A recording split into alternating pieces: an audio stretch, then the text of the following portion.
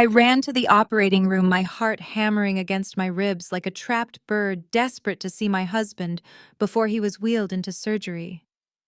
Just as my hand touched the cold metal of the double doors, a hand grabbed my wrist with bruising force. It was a young nurse, her eyes wide with terror.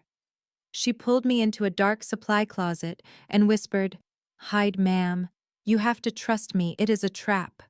Before I could even ask what she meant, she cracked the door open just an inch. "Look," she breathed. I froze. My husband, the man I had been told was in a coma fighting for his life, was sitting up in bed laughing and eating a slice of pizza. I listened in horror as he told his mother, "Once that idiot signs the power of attorney, the $5 million is ours and I can finally be done with her." My name is Keisha, and I was about to turn the worst day of my life into their absolute nightmare. Before I tell you how I made them regret every single lie, let me know where you are watching from in the comments. Hit that like and subscribe button if you have ever discovered the person you slept next to was actually your worst enemy. The call had come at 2:14 p.m. on a rainy Tuesday in Atlanta, shattering the quiet focus of my afternoon. "Mrs. Williams, this is Grady Memorial Hospital." The voice on the other end was clipped and urgent. "Your husband Darnell has been in a catastrophic car accident. He has a severe brain hemorrhage and we need you here immediately to authorize emergency surgery." The world tilted on its axis. I dropped my phone, my hands trembling so badly I could barely pick it up again. To Darnell and his family, I was just a simple data entry clerk, a girl from the country who got lucky landing a handsome, ambitious entrepreneur. They had no idea that my boring office job was a cover. They didn't know that the dull reports I worked on were actually federal indictments, and that I was a senior forensic accountant leading investigations into major financial crimes. But in that moment, none of my training mattered. I wasn't Agent Williams. I was just a terrified wife driving 90 miles an hour down I-85, praying to a God I hadn't spoken to in years that I wouldn't be a widow at 32. I abandoned my car at the emergency room entrance, not caring about the parking ticket, and sprinted through the automatic doors. The waiting area was a chaotic sea of people, but I spotted them immediately. It would have been impossible to miss them. Mama Beatrice was in the center of the room, wailing loudly, clutching her chest, and performing her grief for an audience of uncomfortable strangers. Beside her stood Becky, my brother-in-law's wife, looking perfectly put together in expensive athleisure wear, scrolling on her phone with a look of boredom. When Mama Beatrice saw me, her face twisted. There was no relief in her eyes, only a sharp predatory glare. "You finally decided to show up!" She shouted, her voice cutting through the noise of the ER like a serrated knife. "My son is dying in there, his brain is bleeding, and you are probably out spending his hard-earned money on nonsense." I tried to push past them toward the nurse's station, desperate for information, but Becky stepped in front of me, a fake sympathetic smile plastered on her face. "Whoa there, Keisha," she said, looking me up and down with that familiar sneer. I was wearing my comfortable work slacks and a simple blouse, having discarded my blazer in the car, and my hair was a mess from the rain. "Maybe you should take a breath. You look a little unkempt. We don't want to upset Darnell with you looking like you just rolled out of bed. This is a hospital, not a barbecue in the projects." The microaggressions stung, but I didn't have time for Becky's usual nonsense. "I need to see the doctor," I demanded, stepping around her. "I am his wife." Mama Beatrice grabbed my arm, her grip surprisingly strong for a woman who claimed to be frail whenever she needed money. "You are his wife on paper," she hissed, her nails digging into my skin. "But I am his mother. I am the one who has been here for the last hour while he was calling out for me." You were probably too busy at that little job of yours to answer your phone. The doctor is with him now, preparing for surgery. He said no visitors until the paperwork is sorted." "Paperwork?" I asked, confusion warring with panic. "What paperwork?"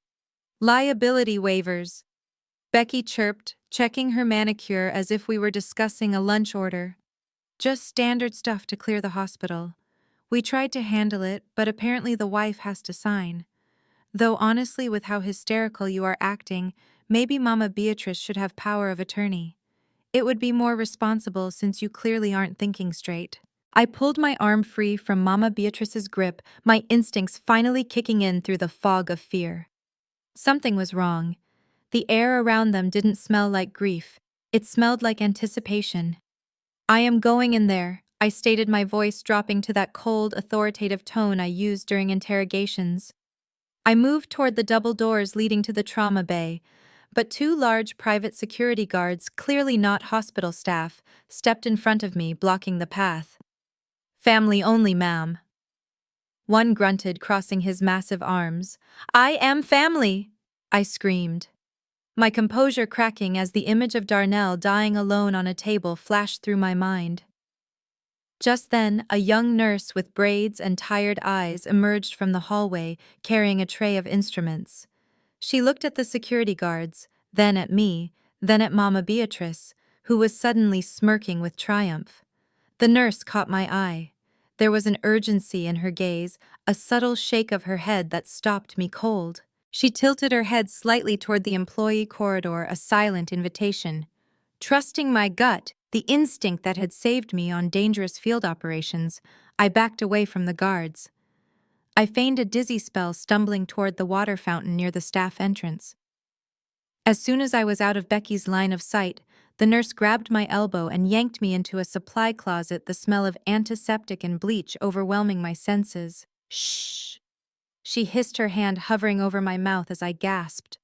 "Don't say a word. If they know I am talking to you, I will lose my job."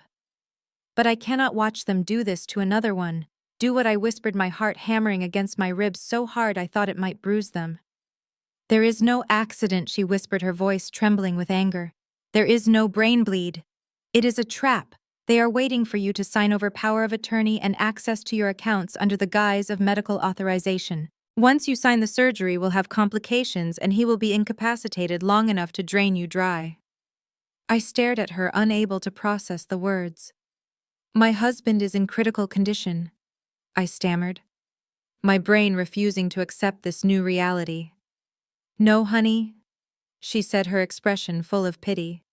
She reached out and opened the closet door, just a crack pointing toward a private room at the end of the hall where the blinds were partially drawn.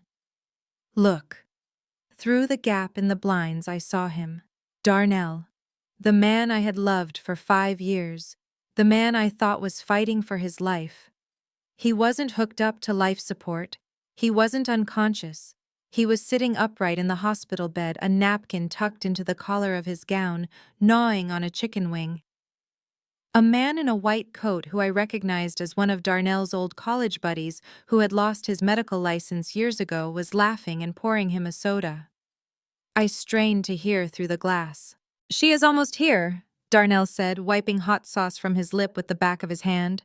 "As soon as that country bumpkin signs the papers, we transfer the $5 million from her trust.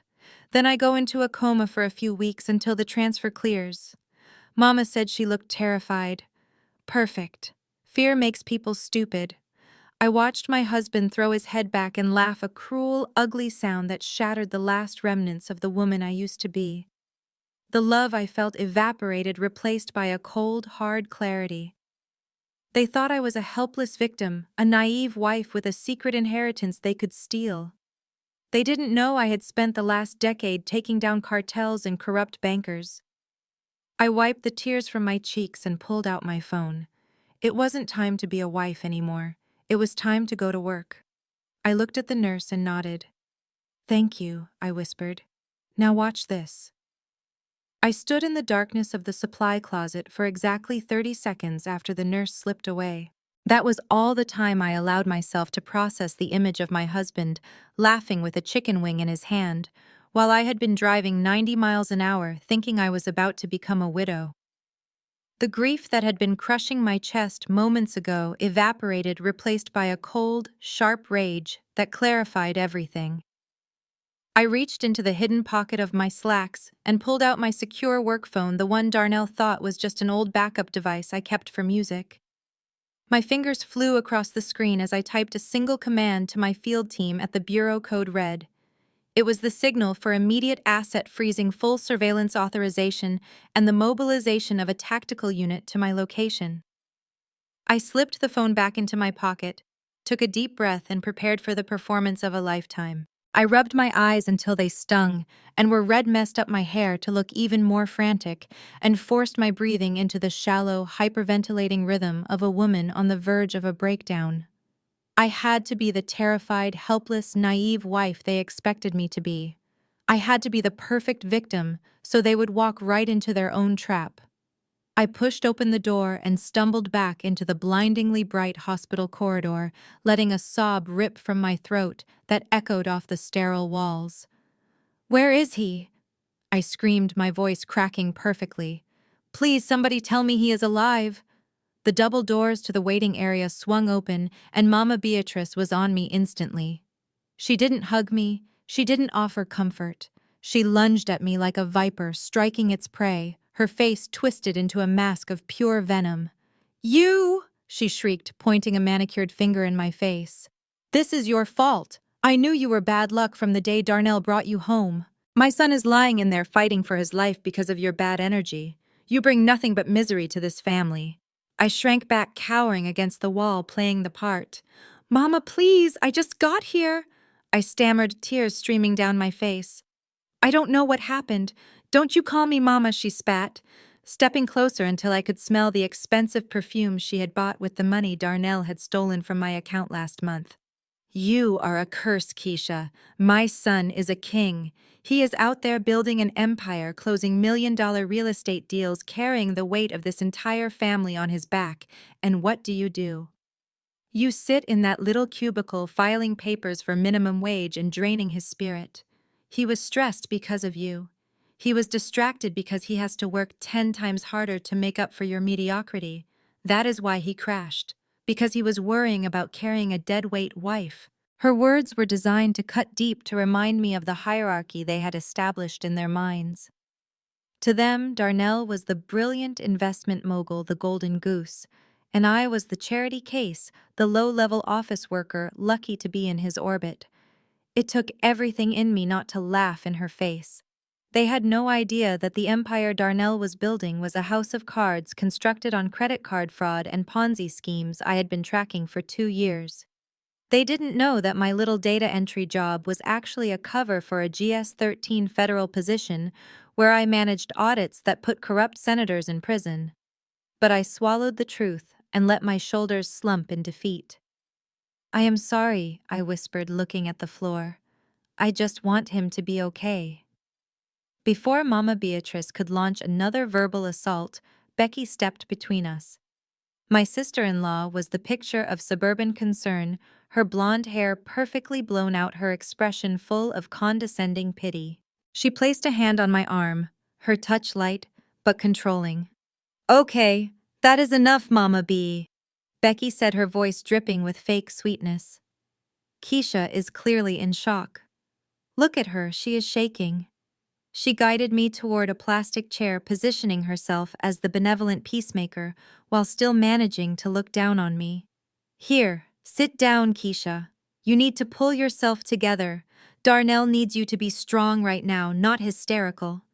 She reached into her oversized designer tote bag and pulled out a bottle of water. She cracked the seal, and for a split second I saw her hesitate, her eyes flicking toward Mama Beatrice. "Here, drink this," she urged, pressing the bottle into my hands. "It will help calm your nerves. You need to be sharp for when the doctor comes out. There is going to be a lot of paperwork and we can't have you fainting on us." I took the bottle, my training immediately screaming a warning. The seal had barely clicked. The glance between them had been too significant. I raised the bottle to my lips, pretending to take a long, desperate gulp, but I kept my mouth closed, letting the water spill slightly down my chin to sell the effect of my panic. I wiped my mouth with the back of my hand and feigned a cough, sputtering as if I had choked. "Thank you, Becky," I gasped, clutching the bottle but careful not to drink a drop. I don't understand. He called me this morning and he sounded fine." "Accidents happen fast," sweetie Becky said, patting my shoulder with a patronizing rhythm. "That is why Darnell always said you need to be prepared. He told me just last week how worried he was that you wouldn't be able to handle a crisis." He said you freeze up when things get real. That is why he wanted Mama B to handle the big decisions. But don't worry, we are here to help you do the right thing. The right thing, of course, meant signing over my assets. I looked at Mama Beatrice, who was pacing the floor, checking her gold watch every 30 seconds. She wasn't pacing out of worry for her son's life. She was pacing because the transfer window for the offshore accounts they were targeting closed in an hour. She stopped pacing and glared at me. You better hope he wakes up Keisha, because if my son dies and leaves me with nothing but your cheap debts, I will make sure you never have a moment of peace. He is the only reason you have a roof over your head. He is the provider. You are just the help. I nodded, letting the tears flow freely now. I know, Mama. I know he takes care of everything. I am just a clerk. I don't know anything about his business. Good, she snapped. Keep it that way. You just sign where we tell you to sign so the experts can save him. You don't need to understand the details. You just need to be a good wife and do as you are told. Suddenly, the double doors at the end of the hallway swung open with a dramatic bang. A man in a white lab coat strode toward us, a stethoscope around his neck and a grim expression on his face. He was tall, with slicked back hair and the kind of arrogant walk I had seen 1,000 times in courtrooms. I recognized him instantly, not from this hospital, but from a file on my desk. This was Vance Darnell's old fraternity brother who had lost his medical license 3 years ago for writing fraudulent opioid prescriptions. He was currently working as a night manager at a car rental agency, but right now he was playing the role of the life-saving neurosurgeon. Family of Darnell Williams, he boomed, his voice echoing in the corridor. We all scrambled to our feet. I made sure to stumble a little, leaning on Becky for support. Is he alive? I cried out. Dr. Vance looked at me with grave seriousness, holding up a clipboard thick with documents. Mrs. Williams, the situation is critical. Your husband has suffered a traumatic acute subdural hematoma. His brain is being compressed against his skull. We have to operate immediately to relieve the pressure or he will be dead in 10 minutes. 10 minutes! I screamed, clutching my chest. Oh my God, please save him. We are ready to proceed, Vance said, stepping closer and thrusting the clipboard into my hands. But there is a complication. Because of the high-risk nature of this procedure and the specialized equipment we need to bring in, the hospital administration requires a guaranteed payment source immediately. His insurance is pending, and we cannot wait for approval. We need you to sign this liability waiver and financial authorization. It grants full power of attorney to his mother, Beatrice Williams, to liquidate assets for his care. I looked down at the papers. They weren't standard hospital forms. They were complex legal documents transferring power of attorney, granting immediate access to my trust fund, and authorizing the liquidation of joint assets. It was a robbery disguised as a medical emergency. If we don't start cutting in 10 minutes, he dies, Vance barked, looking at his watch. Do you want your husband to die, Mrs. Williams? Or are you going to sign the damn paper? Mama Beatrice was instantly in my face, grabbing my shoulder. Sign it, Keisha. Do it now.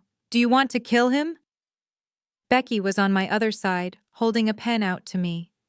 Just sign it, honey. We can worry about the details later.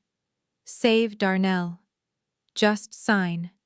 The pressure was suffocating, a physical weight pressing down on me from all sides.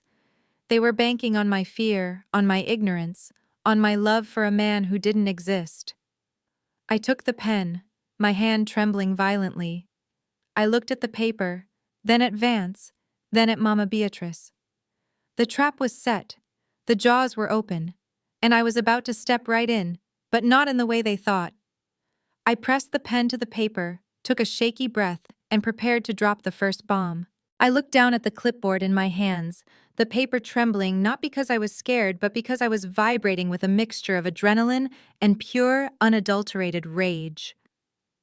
The pen Vance had shoved into my fingers felt heavy, like a weapon I wasn't supposed to know how to use.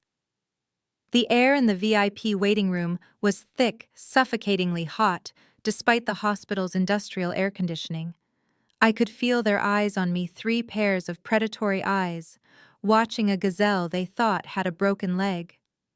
Mama Beatrice was practically panting her chest, heaving with the anticipation of a payday she had probably already spent in her head. Becky was chewing on her perfectly manicured thumbnail, a crack in her polished armor, and Vance, the disgraced doctor playing God, was tapping his foot with a rhythmic, nervous energy that betrayed his arrogance. I lowered my eyes to the document, letting my hair fall forward to hide the fact that I wasn't reading through tears. I was reading with the cold analytical precision of a forensic accountant who had spent a decade dissecting the financial crimes of cartels and corrupt senators. They thought they were clever. To the untrained eye, this looked like a standard medical liability waiver mixed with some urgent financial authorizations. But to me, it was a confession. It was a roadmap of their greed.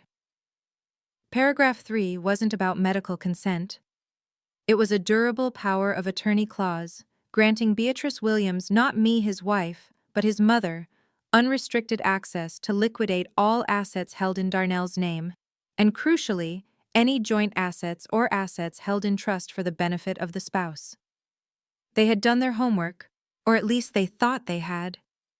They knew about the trust fund my grandmother left me, the one Darnell had been trying to crack into for 3 years. The language here was aggressive, sweeping, and irrevocable.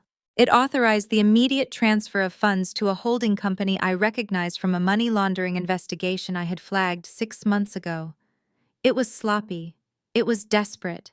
And it was exactly the evidence I needed to put them all away for a very long time. I moved the pen toward the signature line hovering just millimeters above the paper. I heard Mama Beatrice suck in a breath, a sharp, greedy sound. "Do it," she whispered, the mask of the grieving mother slipping just enough to reveal the avarice beneath. "Just sign it, Keisha, and save him." I let the pen touch the paper, making a tiny dot of ink. Then I stopped. I froze my hand, hovering my brow, furrowing in confusion. I pulled the clipboard closer to my face, squinting as if I were struggling to read the fine print through my distress. The silence in the room stretched taut as a wire about to snap. "Wait," I murmured, my voice trembling. "Something is wrong here." "What is it?" Vance barked, losing his bedside manner entirely. "We are losing time, Mrs. Williams. Every second you waste reading is a second your husband's brain is dying. Sign the paper." I looked up at him, wide-eyed and innocent. "But doctor, I can't sign this. The insurance won't accept it. They will deny the claim, and then how will we pay for the surgery?" "What are you talking about?" Becky snapped, stepping forward, her hand reaching out as if to physically force the pen across the page. "It is fine. Just sign it." "No, look," I said, pointing a shaking finger at the top of the page where Darnell's name was printed in bold block letters. "It says Darnell Marcus Williams. That is not his name. His middle name is Marcellus. If I sign this legal document with the wrong name, it is void. The insurance company will call it fraud. They will reject the coverage, and we will be stuck with $1 million bill we can't pay." It was a lie. A beautiful, petty, stalling lie. Darnell's middle name was Marcus. I knew it. They knew it. But in the high-stakes pressure cooker they had created, confusion was my best weapon. I watched the doubt flicker across Mama Beatrice's face. She didn't know. She was a bad mother who only cared about her son when he was useful to her. She probably couldn't remember his birthday, let alone verify his middle name in a moment of panic. "It doesn't matter," Mama Beatrice shrieked, her hands clawing at the air. "Who cares about the name? The doctors need to cut now. Sign the damn paper, you stupid girl." "I can't," I wailed, pulling the clipboard to my chest, hugging it protectively. "If I sign a false document, I could go to jail for insurance fraud." Darnell always told me to be careful with legal papers. He said never sign anything that isn't perfect. "I have to call the insurance company to verify. I need to make sure they will accept an alias." I started to reach for my phone, and that was when the room exploded. The carefully orchestrated tragedy they had built instantly devolved into chaos. Vance looked at his watch, sweat beading on his forehead, realizing his window of opportunity and the window before the shift change brought real doctors onto this floor was closing. "Give me that!" Mama Beatrice lunged at me, grabbing my wrist with a strength that was shocking. Her nails dug into my skin, drawing blood. "You sign that paper right now, or I will break your fingers and make you sign it," I gasped, yanking my arm back, letting the clipboard clatter to the floor. The sound was like a gunshot in the small room. "You are hurting me, Mama," I cried out, stepping back toward the door. "Why are you acting like this?" Becky swooped down and snatched the clipboard from the floor, thrusting it back at me. Her face, usually so composed and smug, was twisted into an ugly snarl.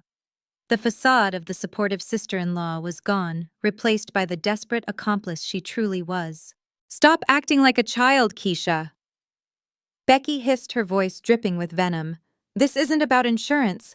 This isn't about a middle name. It is about saving his life.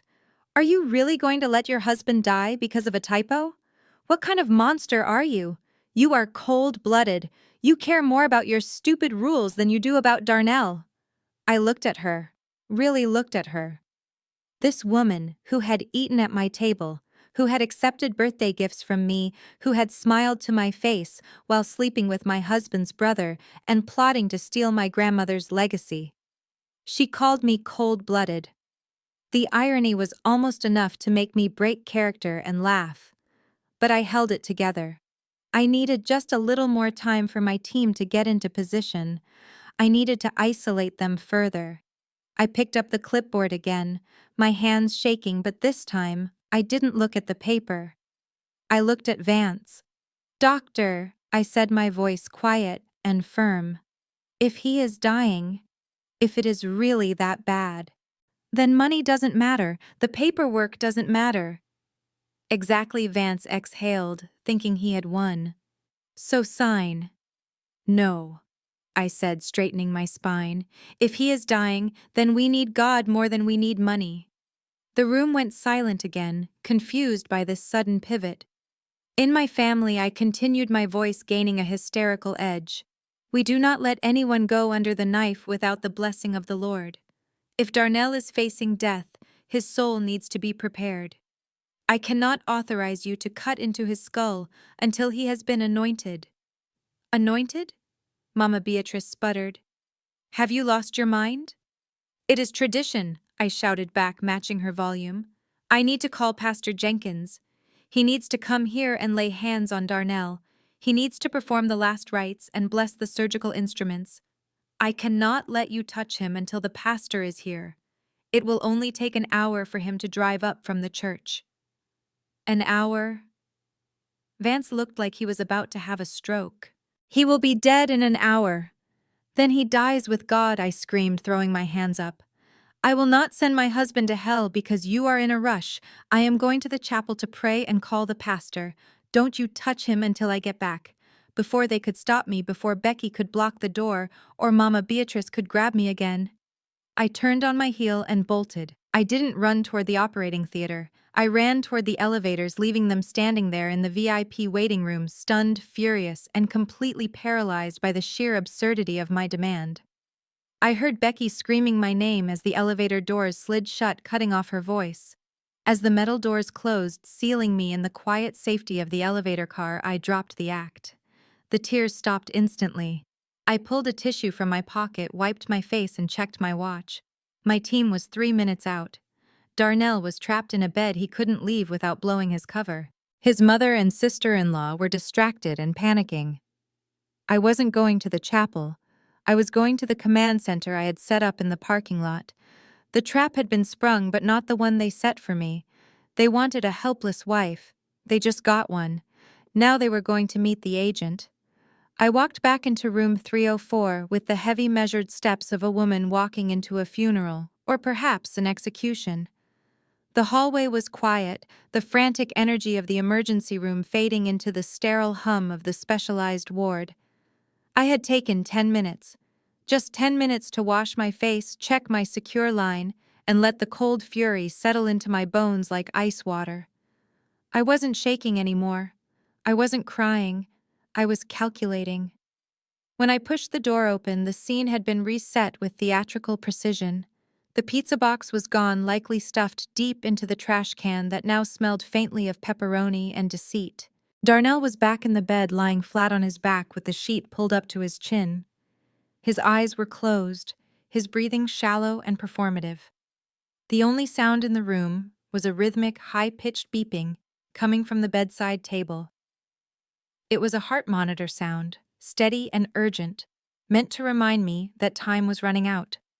But I knew that sound. I had the same white noise app on my phone for when I couldn't sleep in hotels during long investigations. It was the critical care preset. They hadn't even bothered to hook him up to the actual machine on the wall, which stood dark and silent behind him. They were playing a sound effect from a cell phone tucked under his pillow. The laziness of the con was almost more insulting than the con itself. Vance was standing by the window pretending to read a chart that I was fairly certain was a cafeteria menu. Mama Beatrice was hovering over Darnell, dabbing his forehead with a cloth, murmuring prayers that sounded more like curses under her breath. And then there was Becky. She was standing right in the center of the room, her arms crossed her foot, tapping a frantic rhythm against the linoleum floor. When she saw me, her eyes narrowed. She didn't look like a grieving sister-in-law. She looked like a loan shark whose payment was late. "Where is the pastor?" she demanded, skipping over any pleasantries. "We don't have time for this, Keisha. Vance says his vitals are dropping. We need that signature now. He is coming." I lied smoothly, walking past her to stand at the foot of the bed. I looked at my husband. I looked at the man who had sworn to protect me, the man I had built a life with, lying there playing dead so he could rob me blind. I watched his eyelids flutter slightly. He was listening. He was waiting for the sound of the pen scratching against the paper. He wanted to hear me sign my life away so he could miraculously recover and leave me with nothing. I picked up the clipboard again. The paper felt flimsy in my hands. "Just sign it, Keisha," Becky urged, stepping into my personal space. Her perfume was cloying, a heavy floral scent that tried too hard to be expensive. "Do you want him to die? Is that it? Are you so selfish that you would let him die over some religious superstition?" I didn't answer her immediately. Instead, I let my gaze drift. I looked at Darnell's fake stillness. I looked at Mama Beatrice's greedy anticipation. And then I looked at Becky. Really looked at her. She was wearing a cream-colored silk blouse that I knew cost $300 because I had almost bought the same one for myself before deciding it was too impractical for work. She had diamond studs in her ears, and hanging off her shoulder, gleaming under the harsh fluorescent hospital lights, was a handbag. It was unmistakable. A Chanel classic flat bag in quilted black lambskin with gold hardware. It was the kind of bag you waited lists for. The kind of bag that cost more than my first car. It was brand new, the leather still stiff and pristine, devoid of the scratches and wear that came with time. "Becky," I said, my voice dropping to a temperature that could freeze water. "That is a beautiful bag." Becky blinked, thrown off by the non sequitur. She shifted the bag behind her hip, a reflexive gesture of guilt. "What? We are talking about Darnell's brain surgery, and you are looking at my purse focus, Keisha." "No, really." I continued, taking a slow step toward her. "It is exquisite. Is it new?" Becky spluttered, her face flushing a blotchy red. Yes. I mean, no. I have had it for a while. Just sign the damn paper." "That is funny," I said, tilting my head to the side, acting confused. "Because I could have sworn I saw a receipt for that exact bag. It came into Darnell's email inbox last week." The silence that fell over the room was instant and absolute. The fake heart monitor beeped on, oblivious to the tension that had just sucked the oxygen out of the air. Beep, beep, beep. It was the soundtrack to their unraveling. Darnell didn't move, but I saw his hand clench beneath the sheet. Mama Beatrice stopped dabbing his forehead, her hand freezing in mid-air. Vance lowered the chart he was pretending to read. "What are you talking about?" Becky asked, her voice high and thin. "Darnell wouldn't. Why would Darnell have a receipt for my bag?" "That is what I was wondering," I said, keeping my eyes locked on hers. "He told me he was in Chicago for a tech conference last week. He said the signal was bad, so he couldn't FaceTime." But then this receipt popped up in our joint cloud account. $5,800 for a Chanel flap bag. I thought maybe he bought it for me as a surprise. I was so excited. I checked the mail every day, but it never came. I reached out and brushed my finger against the gold chain strap of her bag. And yet here it is, on your shoulder, in the hospital room where my husband is supposedly dying. Becky took a step back, pulling the bag away from my touch as if I were contagious. "You are crazy," she hissed. "You are delusional with grief. Darnell didn't buy this. My husband bought this. Kenneth bought this for our anniversary." "Kenneth?" I asked, raising an eyebrow. "Kenneth, who works at the post office and has been complaining for 6 months about how he can't afford to fix his transmission. Kenneth bought you a $6,000 bag." Mama Beatrice found her voice then. She stepped between us, her body acting as a shield for Becky, though I suspected she was more interested in protecting the secrets than the person. "Stop it, Keisha!" she shouted. "What is wrong with you? Your husband is lying there with his brain swelling and you are standing here making up jealous fantasies." So what if Darnell bought her a gift? They are family. He has always been generous. He takes care of his people. Maybe he wanted to do something nice for his sister-in-law. You are sick to turn this into something ugly right now. Generous, I repeated, testing the word. That is one word for it. Buying a luxury handbag for your brother's wife while telling your own wife we need to cut back on groceries to save for a house. That is certainly generous. "It is just a bag," Becky shrieked, her composure shattering. "You are jealous because you walk around in those cheap suits and look like a librarian. Darnell likes nice things. He likes being around people who appreciate nice things. Maybe if you put some effort into your appearance, he would buy you gifts too." "Ah," I said, nodding slowly. "So he did buy it." Becky's mouth snapped shut. She realized she had walked right into the trap. She looked at the bed, desperate for Darnell to wake up and save her, but he was committed to the bit. He couldn't defend her without admitting he was conscious. He had to lie there and listen to me dissect his infidelity. "You know what else is interesting?" I asked, turning my back on Becky and walking slowly around the bed to stand next to Mama Beatrice. The receipt wasn't the only thing in that email. There was a travel itinerary attached to the confirmation. I looked down at Darnell. I saw the vein in his temple throbbing. His heart rate was definitely up regardless of what the fake app was beeping. Chicago must be beautiful this time of year, I mused. But the itinerary wasn't for Chicago. It was for Miami. The Fontainebleau. Oceanfront suite. King bed. I looked back at Becky. Her face had gone the color of old ash. 2 nights I continued, my voice hard and unforgiving. The dates matched the receipt for the bag perfectly. And the reservation wasn't for Darnell Williams alone. It was for Mr. and Mrs. Williams. But I was at home, Becky. I was at work. I was doing laundry and paying our bills. "So tell me, who was the Mrs. Williams in that hotel room?" Mama Beatrice grabbed my arm, her nails digging in. "Shut up," she hissed. "You are making a scene. You are lying. Darnell would never—" "Would he?" I asked, yanking my arm away. "Or maybe you already knew. Maybe that is why you two are so close. Maybe that is why you are standing here together, thick as thieves, trying to bully me into signing over my inheritance. Was that the plan? Get the money, let Darnell pretend to have a miraculous recovery, and then run off into the sunset with his brother's wife while I am left with the medical bills." Becky was shaking now, tears of rage and panic welling in her eyes. "It wasn't like that," she stammered. We just get along. He understands me. Kenneth is boring. He never wants to do anything. Darnell knows how to live." "So you admit it," I said.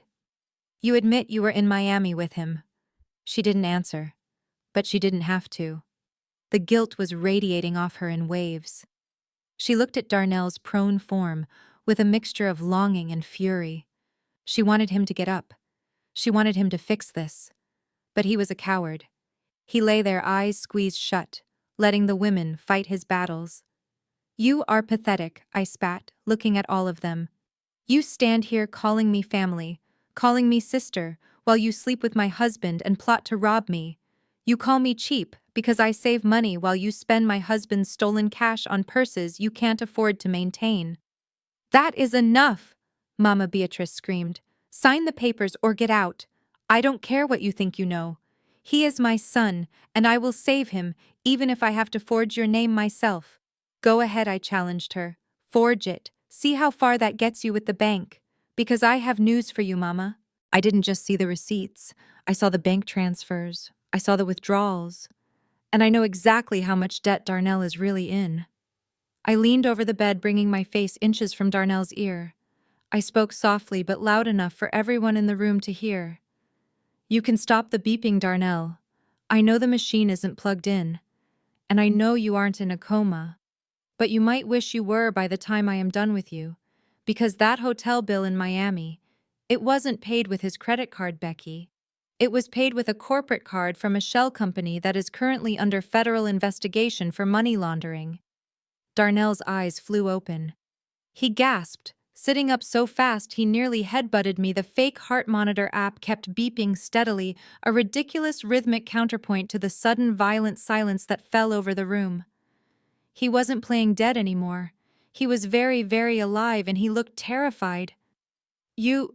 He choked out, staring at me like I was a ghost. What did you do? I smiled, and it was the coldest thing I had ever done. I didn't do anything, baby. I just went to work. Darnell slammed his eyes shut the moment he realized his mistake, throwing himself back against the pillows in a desperate attempt to reset the scene, but I saw the way his hands were gripping the bedsheets. His knuckles were white, straining against the fabric with a rage so potent it was practically vibrating off his body. He was trapped in his own performance, forced to lie there and play the part of the dying victim, while I dismantled his entire life brick by brick. The fake heart monitor continued its rhythmic mocking beep from under the pillow, the only sound filling the suffocating silence of the room until Mama Beatrice decided she had heard enough. She stepped away from the bed, her chest heaving with indignation, and turned her fury entirely on me. You are useless, she spat, her voice rising to a shrill crescendo that surely penetrated the walls into the hallway. I knew you were incompetent from the moment I met you, but I never thought you were this malicious. You are standing here making up lies about handbags and hotels while my son is helpless. You are nothing but a petty, low-class girl who got lucky. And now that the ride is over, you are trying to burn the car down. She reached into her purse and pulled out a gold-plated phone, tapping the screen with aggressive stabbing motions. I am done playing games with you, Keisha. I am calling the family attorney, Mr. Sterling. He will be here within the hour with an emergency court order. We will have you declared incompetent. We will have your rights as a wife stripped away before the sun goes down. You won't make another decision for my son. You won't touch a single dime of his money. I will take everything, and I will leave you on the street where you belong. I watched her dial my expression, unmoving, my pulse steady. Go ahead, I said, my voice cutting through her hysteria with a calm that was far more terrifying than her screaming. Call Mr. Sterling. Call the police. Call the Pope if you think it will help. But you should know something before you embarrass yourself further, Mama. Mr. Sterling cannot help you. Nobody can help you. Because as of 8 o'clock this morning, Darnell does not have any money for you to take. Mama Beatrice froze the phone halfway to her ear. What are you talking about? She whispered, the color draining from her face.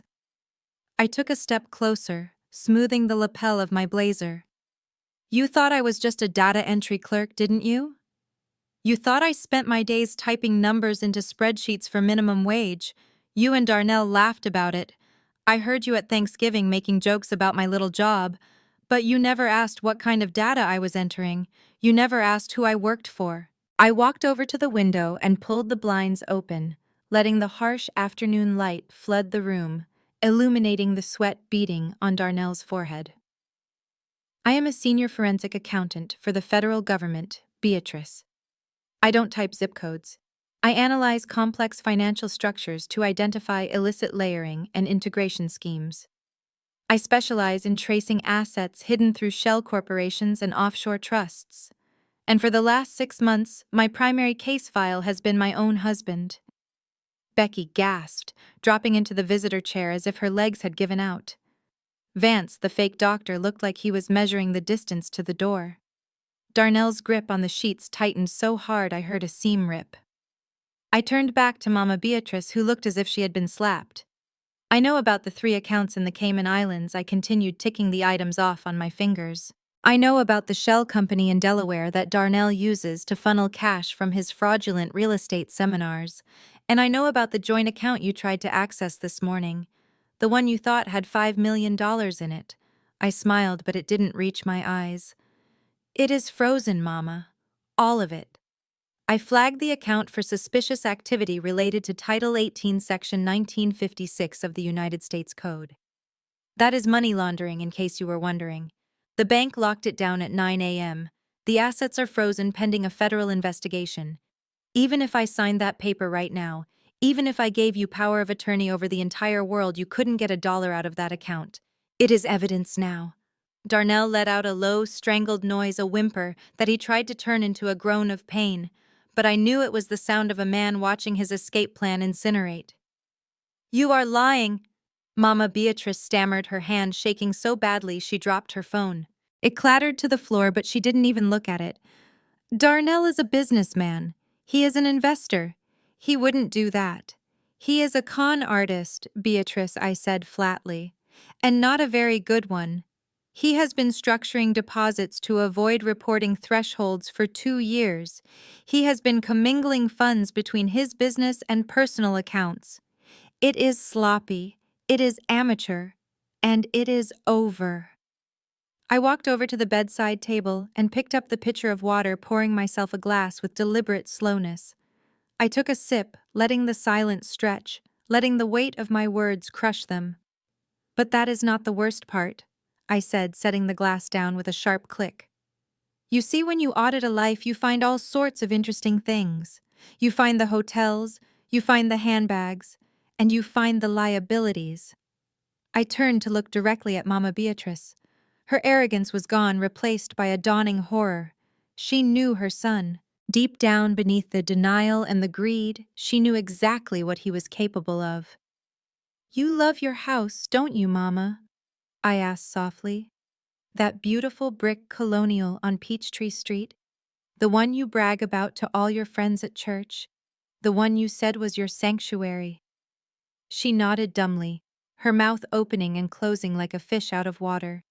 It is a lovely home, I agreed. Or at least it was.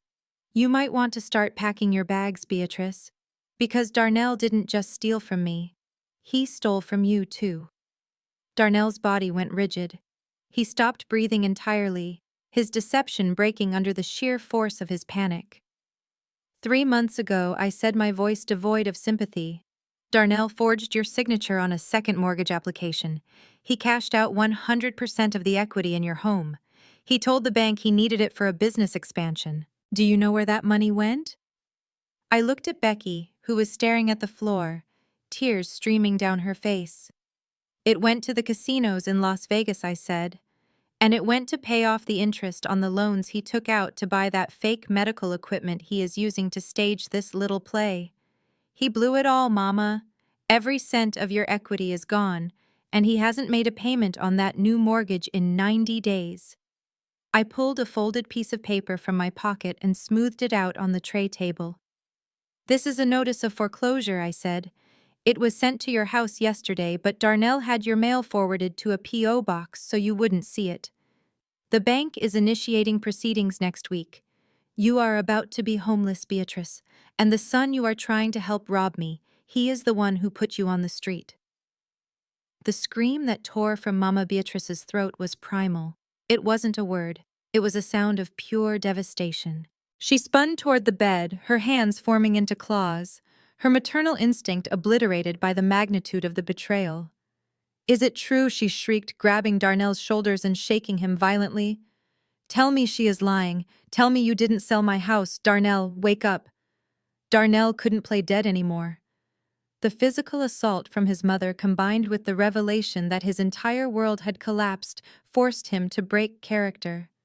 His eyes flew open wide with terror as he tried to fend off his mother's attacking hands.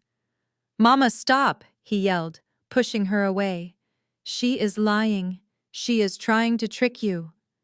He sat up the sheet falling to his waist, revealing that he was fully dressed in street clothes from the waist down, jeans and expensive sneakers hidden beneath the hospital gown. The illusion was shattered. The coma patient was awake, healthy, and currently trying to scramble off the bed to escape his mother's wrath. "You liar!" Mama Beatrice screamed, slapping him across the face. "You thief! My house! You took my house!" I stood back and watched them turn on each other, a family of vipers biting their own tails. It was a chaotic, ugly scene, but I wasn't done. I checked my watch. My team was in the lobby. It was time to deliver the final blow. "I am not the one you should be worried about, Darnell," I said, my voice cutting through their screaming match. "You can explain the house to your mother later. Right now, you need to explain something to me. Who are the men in the black SUV parked outside? Because if you owe the bank money, that is a civil matter. But the men waiting for you downstairs, they don't look like bankers. They look like the kind of debt collectors who don't use paperwork." Darnell froze, his hand on his stinging cheek. He looked at me, and for the first time I saw the true depth of his fear. It wasn't the police he was afraid of. It was something much, much worse. "You know about them," he whispered. "I know everything I said.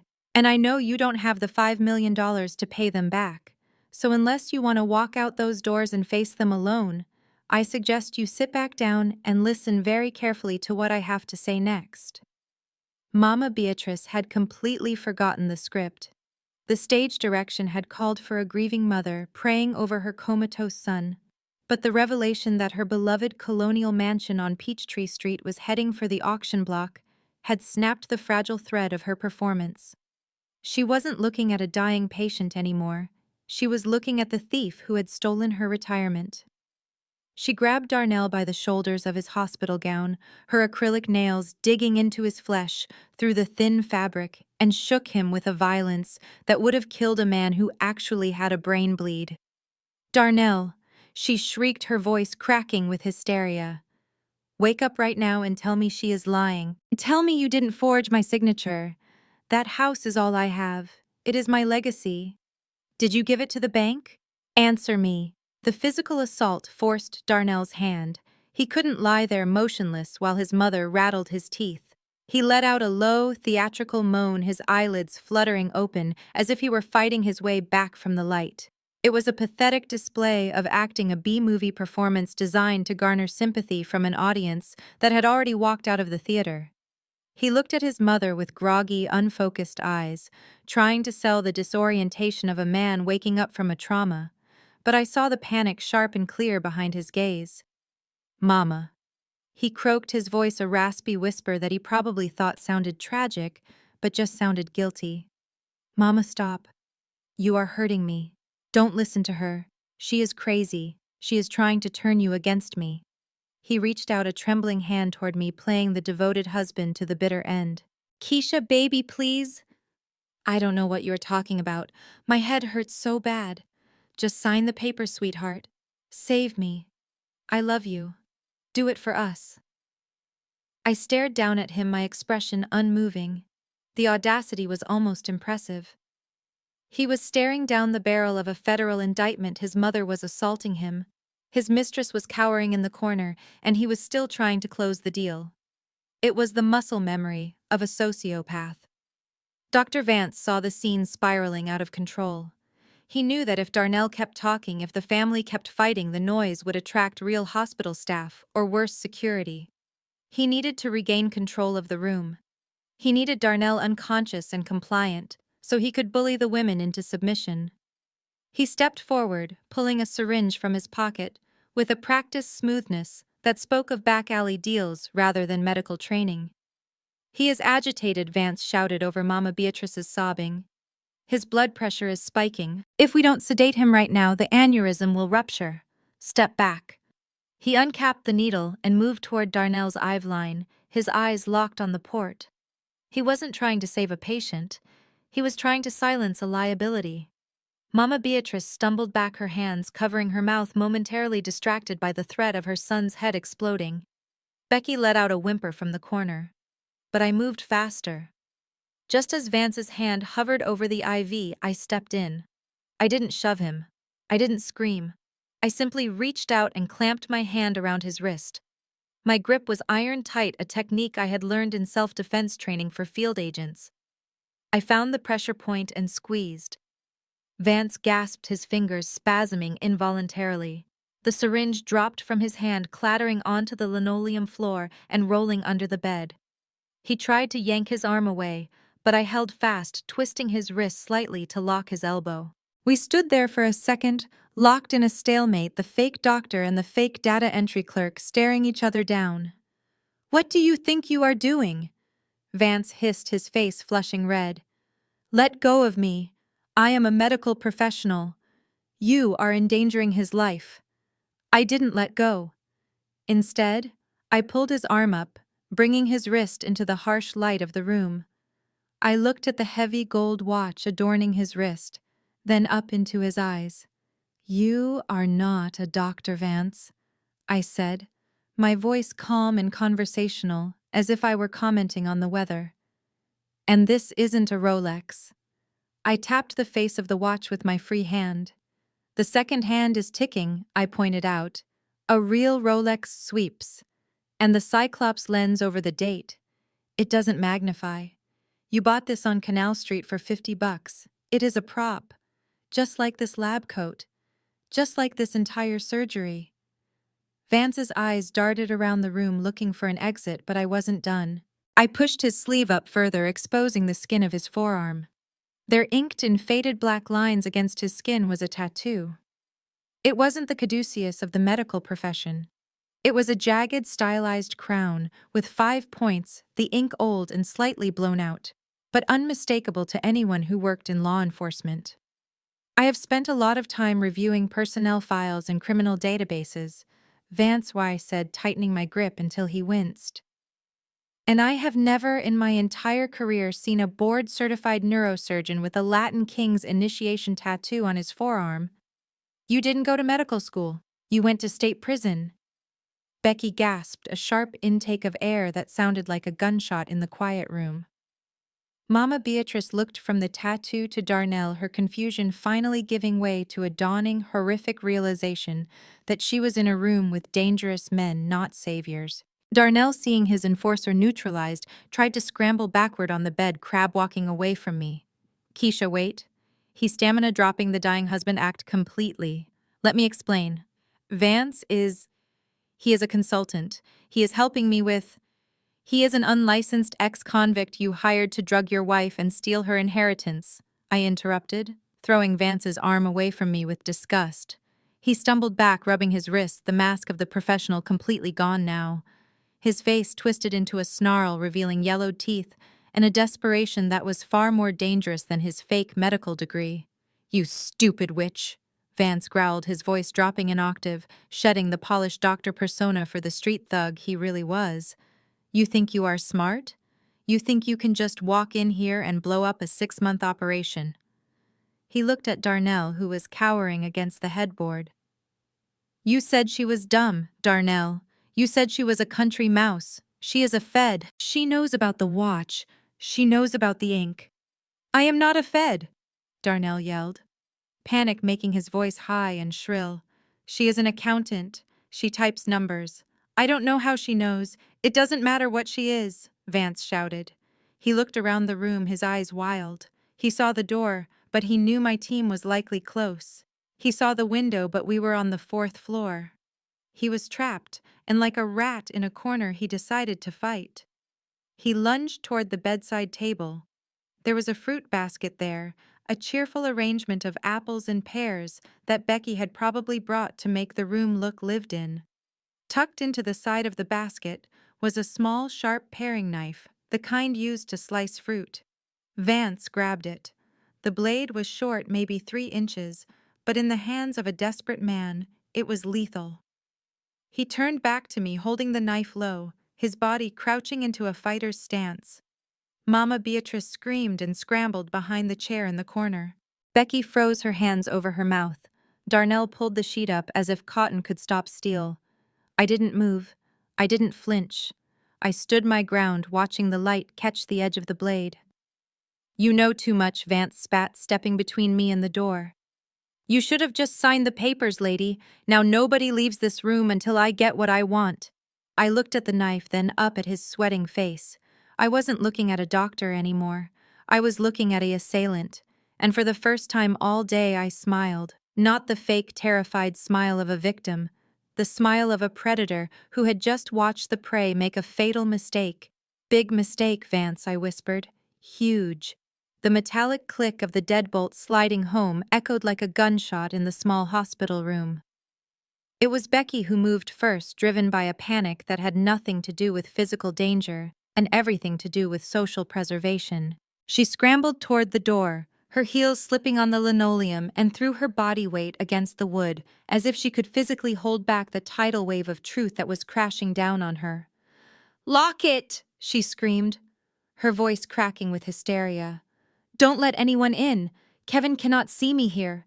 If my husband finds out I was in Miami, he will take everything." She was hyperventilating, her chest heaving beneath the silk blouse, terror widening her eyes as she realized the walls were closing in. In her warped mind, a federal indictment for fraud was manageable, but her husband discovering her infidelity was the true apocalypse. She stood with her back pressed against the door, effectively sealing us all inside a pressure cooker that was about to explode. Darnell watched her, his lip curling in disgust. He was done pretending. The terrified husband, the comatose patient, the grieving son, all those masks fell away, revealing the cornered animal beneath. He ripped the nasal cannula from his face and threw it on the floor. With a violent jerk, he tore the IV tape from his arm, not caring that a trickle of blood ran down his wrist. He swung his legs over the side of the bed, planting his feet on the floor with a heavy thud that vibrated through the room. He stood up to his full height, looming over the space, a massive, angry man who had run out of options. "Enough of this!" Darnell roared, his voice booming off the sterile walls. "Forget the act. Forget the doctors. We are doing this the hard way." "Vance, grab her. Don't let her move an inch." "Mama, get the iPad." Mama Beatrice scrambled for her oversized purse, which she had dropped near the window. Her hands were shaking so badly she could barely work the zipper, but greed is a powerful motivator. She pulled out a tablet, the screen already glowing with the banking app login page. "I have it, baby," she cried out, her voice shrill. "It is ready for the biometric scan. We just need her thumb." "Get her thumb," Mama Darnell commanded, pointing a finger at me. "Press it on the screen until the transfer clears. If she fights, break it." I backed away, slowly moving until my shoulder blades hit the cold plaster of the corner wall. I was boxed in. To my left was the window 4 stories up. To my right, the bathroom door, a dead end.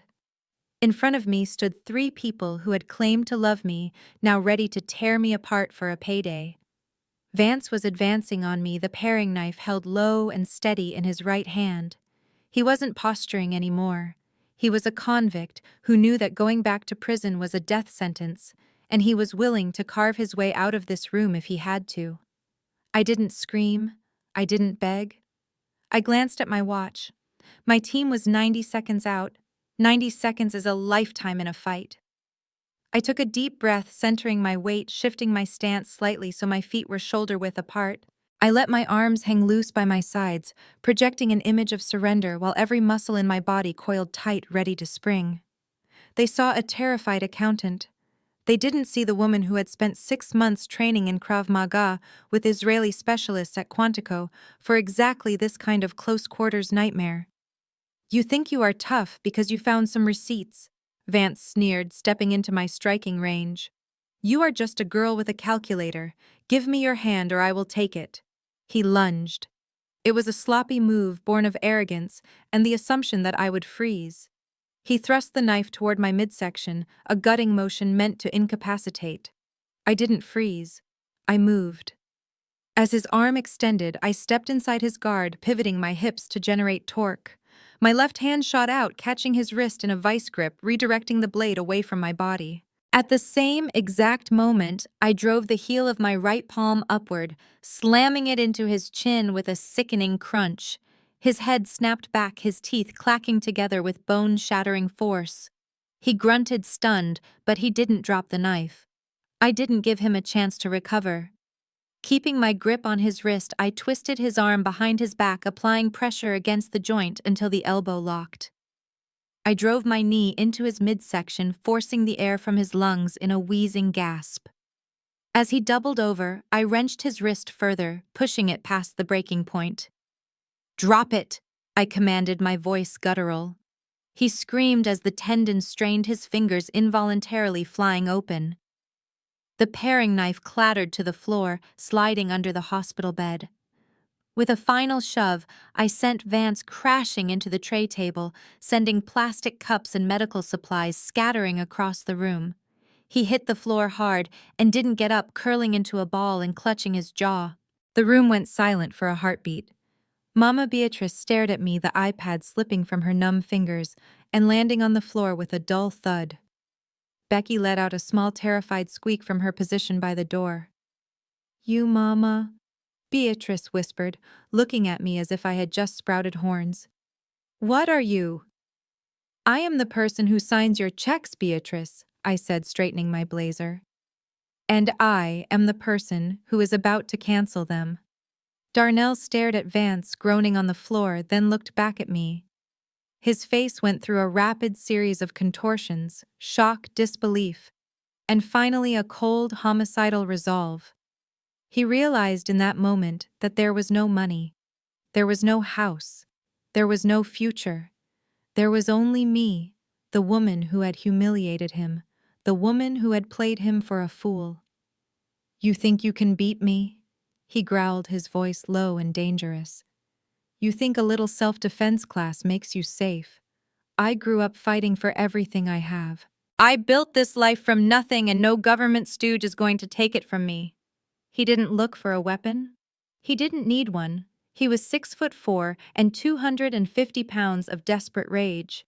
He charged across the room like a linebacker, closing the distance before I could reset my stance. I tried to dodge, but the room was too small. He crashed into me, his momentum slamming my body against the wall with enough force to knock the wind out of me. My head cracked against the plaster stars, exploding in my vision. Before I could slide down, his hands were around my throat. His grip was crushing, instantly cutting off my air. I clawed at his hands, my nails digging into his skin, but he didn't even flinch. He lifted me up my feet, dangling inches off the floor, pinning me against the wall with his body weight. His face was inches from mine, his eyes bulging, his breath hot and smelling of fear. "I am going to kill you," he hissed, spit flying onto my face.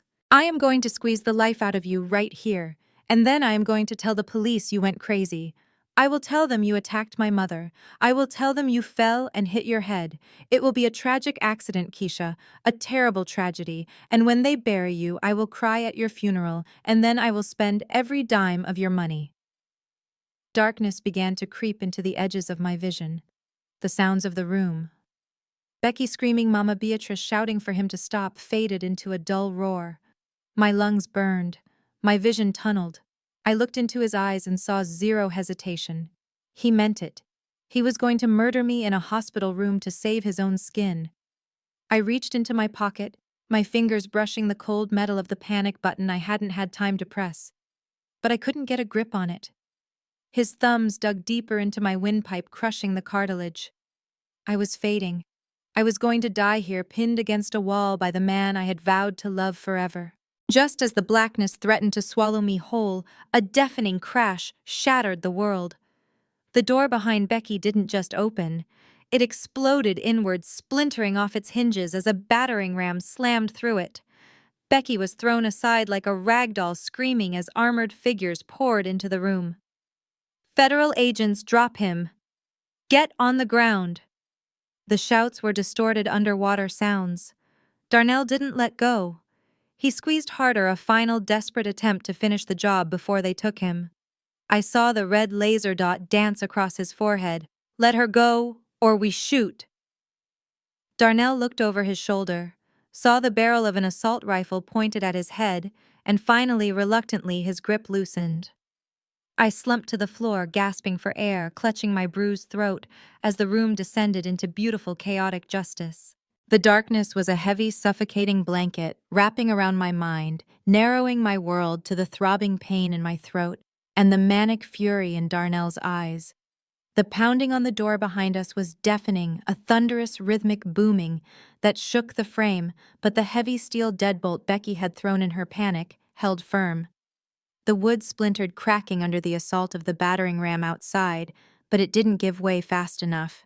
I knew with a terrifying, cold certainty that the federal agents on the other side were seconds too late. Darnell wasn't just posturing, he was squeezing the life out of me, his thumbs crushing my windpipe with the desperate strength of a man who knew he had nothing left to lose. My lungs burned for air that wouldn't come, and my hands, which had been clawing uselessly at his wrists, began to slide down my strength, evaporating like steam. Just as my vision began to fracture into gray static, a blur of motion erupted from the periphery of the room.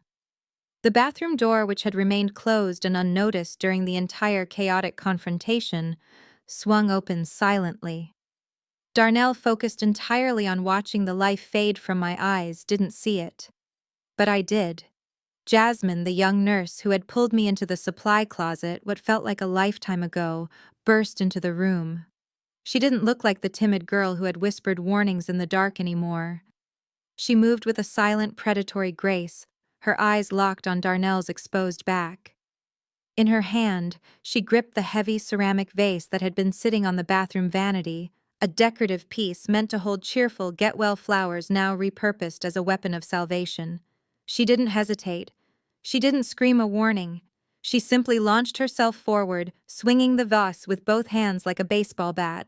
The sound of ceramic impacting the back of Darnell's skull was a sickening wet thud, followed immediately by the sharp crash of shattering pottery. Darnell's eyes rolled back in his head. His grip on my throat vanished instantly, his arms going limp as his body short-circuited. He crumpled sideways, dead weight falling away from me, and crashed to the floor with a heavy, boneless thud. I slid down the wall, gasping, my hands flying to my bruised throat as I sucked in greedy, desperate gulps of air. The room spun wildly. Through the haze of dizziness, I saw Darnell groaning on the floor, clutching the back of his head. Blood, bright red and very real, seeped through his fingers, dripping onto the pristine hospital linoleum. For the first time all day, the injury wasn't a prop. The red stain spreading on his gown wasn't corn syrup and food coloring. It was the visceral consequence of his own violence. "You killed him!" The shriek tore through the air, piercing my eardrums. Mama Beatrice, who had been cowering in the corner moments before, transformed into a vengeful banshee. Seeing her golden boy bleeding on the floor snapped the last tether of her sanity. She didn't care about the fraud, the lies, or the fact that her son had just tried to murder me. She only saw her baby hurt.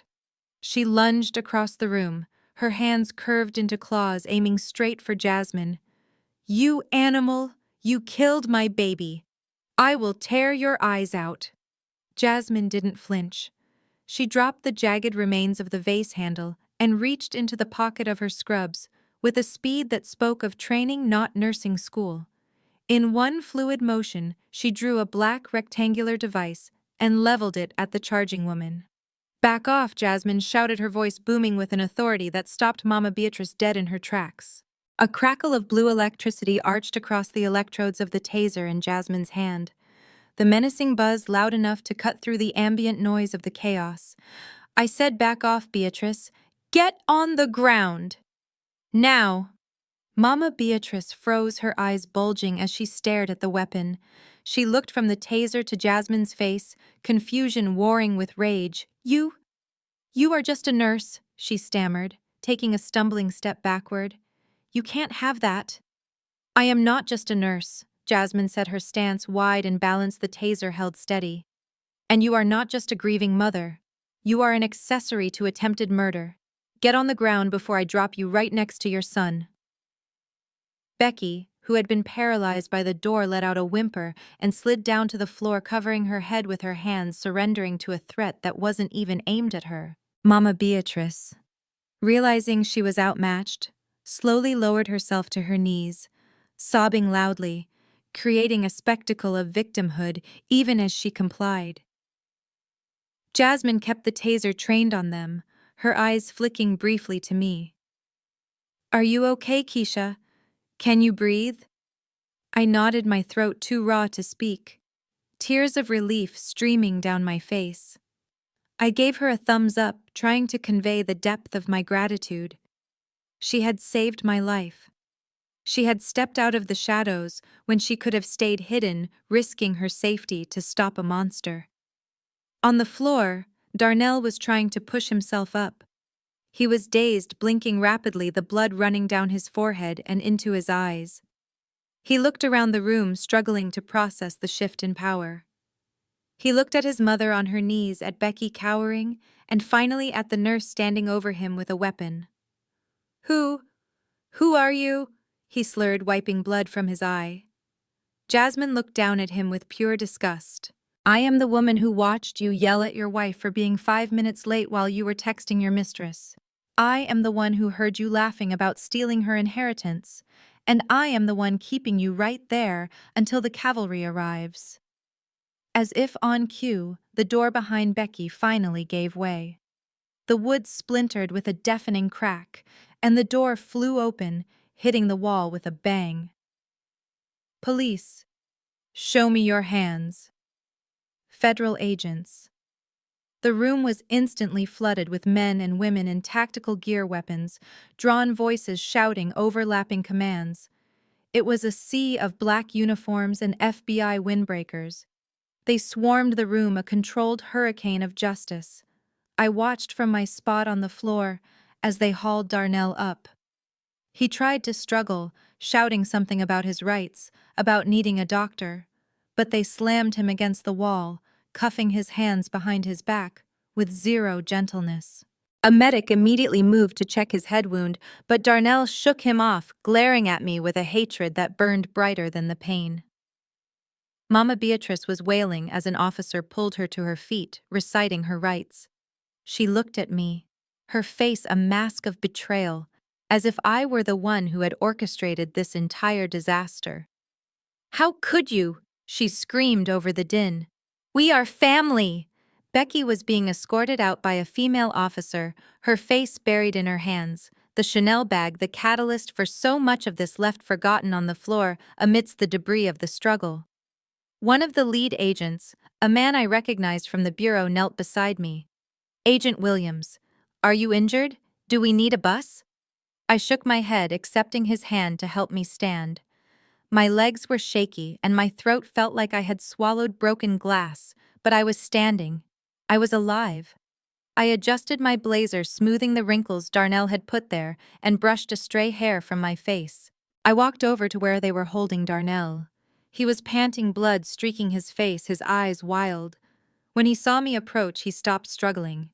He drew himself up, trying to salvage some shred of his arrogance, trying to find one last way to hurt me. "You think this is over?" He spat, his voice raspy. "You think these cops scare me? I have lawyers, Keisha. I have connections. You are nothing without me. You are just a glorified accountant. I will be out on bail by dinner, and you will be looking over your shoulder for the rest of your miserable life." I looked at him. Really looked at him, stripped of his lies and his power. He wasn't a king. He wasn't a mogul. He was just a small, greedy man bleeding in a hospital gown. I leaned in close so only he could hear me over the chaos of the room. I looked past him to Jasmine, who was talking to an officer handing over the taser. "Thank you, Jasmine," I said loudly, making sure Darnell heard the gratitude in my voice. Then I turned my gaze back to my husband. "He isn't afraid of the police," I whispered, a cold smile touching my lips. "He thinks he can outsmart the law. He thinks he can buy his way out of a courtroom." Darnell sneered. "You are damn right I can." "But you are missing the point, Darnell." I continued, my voice dropping to a terrifying whisper. "You shouldn't be afraid of the badge. You shouldn't be afraid of the jail cell." I reached into my pocket and pulled out my phone. I tapped the screen and held it up so he could see the notification that had just come through. It was a text message, simple and chilling. The cartel knows the accounts are frozen. They are not happy. I watched the color drain from his face until he was ghost white. The arrogance vanished, replaced by a primal shaking terror that made his knees buckle. "You aren't afraid of hospital security, Darnell," I said softly. "You are afraid of the investors you stole from to pay for this little charade. And guess what? They just found out where their money went." The silence that followed my whisper about the cartel was heavy, a suffocating blanket of dread that should have ended the fight right there. Darnell looked at me, his face ash gray, and for a second I thought he was going to vomit or pass out. But I had underestimated the sheer blinding madness of a narcissist who refuses to lose. His eyes darted frantically around the room, landing not on the door or his mother, but on the black quilted leather of Becky's Chanel bag, which lay toppled on the floor amidst the debris of our struggle. He didn't scramble away, he lunged for it. With a guttural roar that sounded less like a man and more like a wounded beast, he dove across the linoleum. Jasmine tried to step in, raising the taser again, but she was too far away. Darnell ripped the bag open, the expensive leather tearing with a sickening sound, and his hand plunged inside. When he pulled it out, he wasn't holding a wallet or keys. He was gripping a snub-nosed revolver, the kind of untraceable piece sold in back alleys for cash. He scrambled to his feet, swaying slightly, blood still dripping from his head wound, but the gun was steady. He leveled it directly at the center of my chest. A manic broken laugh bubbled up from his throat, echoing off the tile walls like the sound of grinding gears. He looked insane, his teeth bared in a rictus grin that didn't reach his terrified eyes. "You think you are so smart, Keisha?" he wheezed, wiping blood from his eye with his free hand. "You think you can freeze my accounts? You think you can scare me with cartel stories?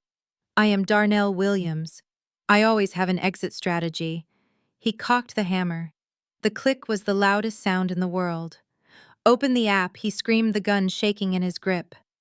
"Unlock the trust fund. I know about your grandmother. I know about the Alabama land deals. You have $5 million sitting in that trust, and you are going to transfer every single cent to my crypto wallet right now. Do it, or I swear to God I will put a bullet in you and take my chances with the cartel." Mama Beatrice let out a low moan from the floor, hiding her face in her hands. Becky was sobbing quietly, curled into a ball. Jasmine stood frozen, her eyes locked on the gun, calculating the distance, knowing she couldn't make it. I looked at the barrel of the gun. It was a cheap .38 special, poorly maintained, likely prone to jamming, but at this range, it would still tear a hole through my heart. Darnell thought this was his moment of triumph. He thought he had regained control through the only language he understood: violence and intimidation. He thought he was looking at a terrified wife who typed numbers for a living. I didn't raise my hands. I didn't beg. I didn't cry. Instead, I let out a long, weary sigh, the kind of sound a parent makes when a toddler throws a tantrum in a grocery store. I looked him dead in the eye, my expression bored. "You really don't get it, do you, Darnell?" I asked, my voice calm, steady, and utterly unimpressed. "You spent 5 years sleeping in my bed, eating my food and spending my money, and you never once bothered to ask what I actually do all day." "Shut up," he shrieked, waving the gun wildly. "Stop talking and transfer the money." I slowly moved my right hand toward the inside pocket of my blazer. Darnell flinched, his finger tightening on the trigger. "Don't move," he yelled. "I am just getting my wallet, Darnell," I said soothingly, keeping my movements deliberate and slow. "You want to know where the money is, right? You want to know who I really am." I reached inside my jacket. My fingers brushed against the leather wallet that I carried every single day, the one he had never seen because he was too busy looking at himself in the mirror. I pulled it out. It wasn't a designer wallet. It was a standard-issue bifold black leather worn at the edges. I flipped it open with a snap of my wrist. The gold badge caught the overhead fluorescent lights, gleaming with a brilliance that seemed to sear the air between us. The eagle, the shield, the bold engraved letters that spelled out the end of his life as he knew it. Department of the Treasury, Internal Revenue Service, Criminal Investigation. Darnell's squinted confusion warring with the adrenaline in his system. What? What is that? I took a step forward, holding the badge up so he could see it clearly. I am a senior special agent with the IRS Criminal Investigation Division. I said, my voice dropping to the cold, hard tone of a federal officer delivering an indictment. I am not a data entry clerk, Darnell. I am a forensic auditor, and for the last 5 years I have been the lead investigator on Operation Black Ledger. I watched the words hit him like physical blows. His mouth opened, but no sound came out. You thought you were hiding assets? I continued, taking another step. You thought those shell companies in Delaware were clever. You thought structuring your deposits under $10,000 would keep you off the radar. I saw every transaction. I authorized the surveillance. I tracked every dollar you stole, every dollar you laundered, and every dollar you spent on your little girlfriend over there. I gestured to Becky without looking at her. You aren't just a bad husband, Darnell. You are the primary target of a federal RICO investigation involving wire fraud, tax evasion, and money laundering for a known criminal enterprise. I didn't marry you for your money. I married you because you were the weak link in a chain I have been trying to break for a decade, and you just handed me the final piece of evidence I needed. The room was spinning for him now. I could see it in his eyes. The reality of his situation was crashing down on him. He wasn't robbing his wife. He was holding a gun on a federal agent. You set me up. He whispered, the gun lowering slightly as his arm lost its strength. I didn't set you up, I said. You did this to yourself. You were greedy, you were sloppy, and you were arrogant enough to think you were the smartest person in the room. Becky let out a strangled gasp. She scrambled backward, her hand fumbling at her ankle. For a second I thought she was just trying to get away, but then I saw the glint of metal. A small silver pistol, a Saturday night special, fell from her ankle holster and clattered onto the floor. She had been carrying a backup piece this entire time, probably Darnell's idea of insurance. She stared at it, then at my badge, and her hands went up in the air, shaking violently. I didn't know, Becky screamed, her voice piercing. I didn't know she was a Fed. Darnell said she was a nobody. He said she was stupid. Darnell looked at her, then back at me. He raised the gun again, but his hand was shaking uncontrollably now. The bravado was gone. He was just a scared little man, realizing he had walked into the lion's den wearing a stake necklace. I will shoot, he stammered, tears mixing with the blood on his face. I swear I will shoot. No, you won't, I said softly, because you know it is over. Look out the window, Darnell. He didn't want to look, but he couldn't help himself. His eyes flicked to the window behind me. At that exact moment, the world outside exploded into light and sound. The rhythmic thumping that had been a background noise suddenly roared into a deafening crescendo as a black helicopter rose into view, hovering directly outside the fourth-floor window. A massive spotlight beam cut through the glass, flooding the room with blinding white light, illuminating Darnell like a rat caught in a trap. Simultaneously, the wail of sirens erupted from the street below, a chorus of despair rising up to meet us. Blue and red lights flashed against the walls, painting the room in the chaotic colors of emergency. Throw the gun down, a voice boomed from a loudspeaker outside, vibrating the glass.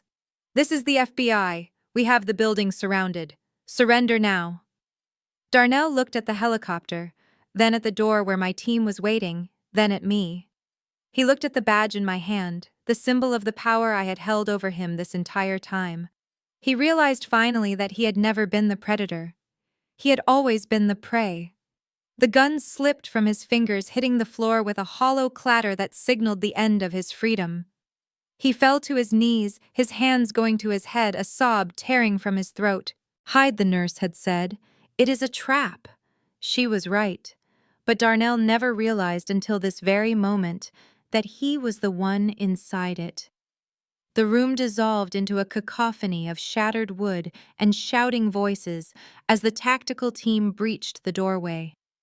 It was a precision strike, a wave of black-clad figures moving with fluid, lethal efficiency that made Darnell's earlier posturing look like a child playing cops and robbers. The spotlight from the helicopter outside continued to bathe us in a blinding white glare, freezing the dust motes dancing in the air where the door used to be. Federal agents, get on the ground. Now. The command was absolute, a wall of sound that left no room for negotiation. Becky screamed a high, thin sound that was immediately cut off as she curled into a tighter ball on the floor, hands locked over her head. Vance, the fake doctor, who had been so tough with a paring knife moments ago, didn't even try to stand. He stayed flat on his stomach, arms spread wide, shouting, "I surrender! Don't shoot over and over again," abandoning his partner without a second thought. But Darnell panicked. The predator who had spent years hunting vulnerable women, the man who had strangled me against a wall just seconds before, was now the cornered rat.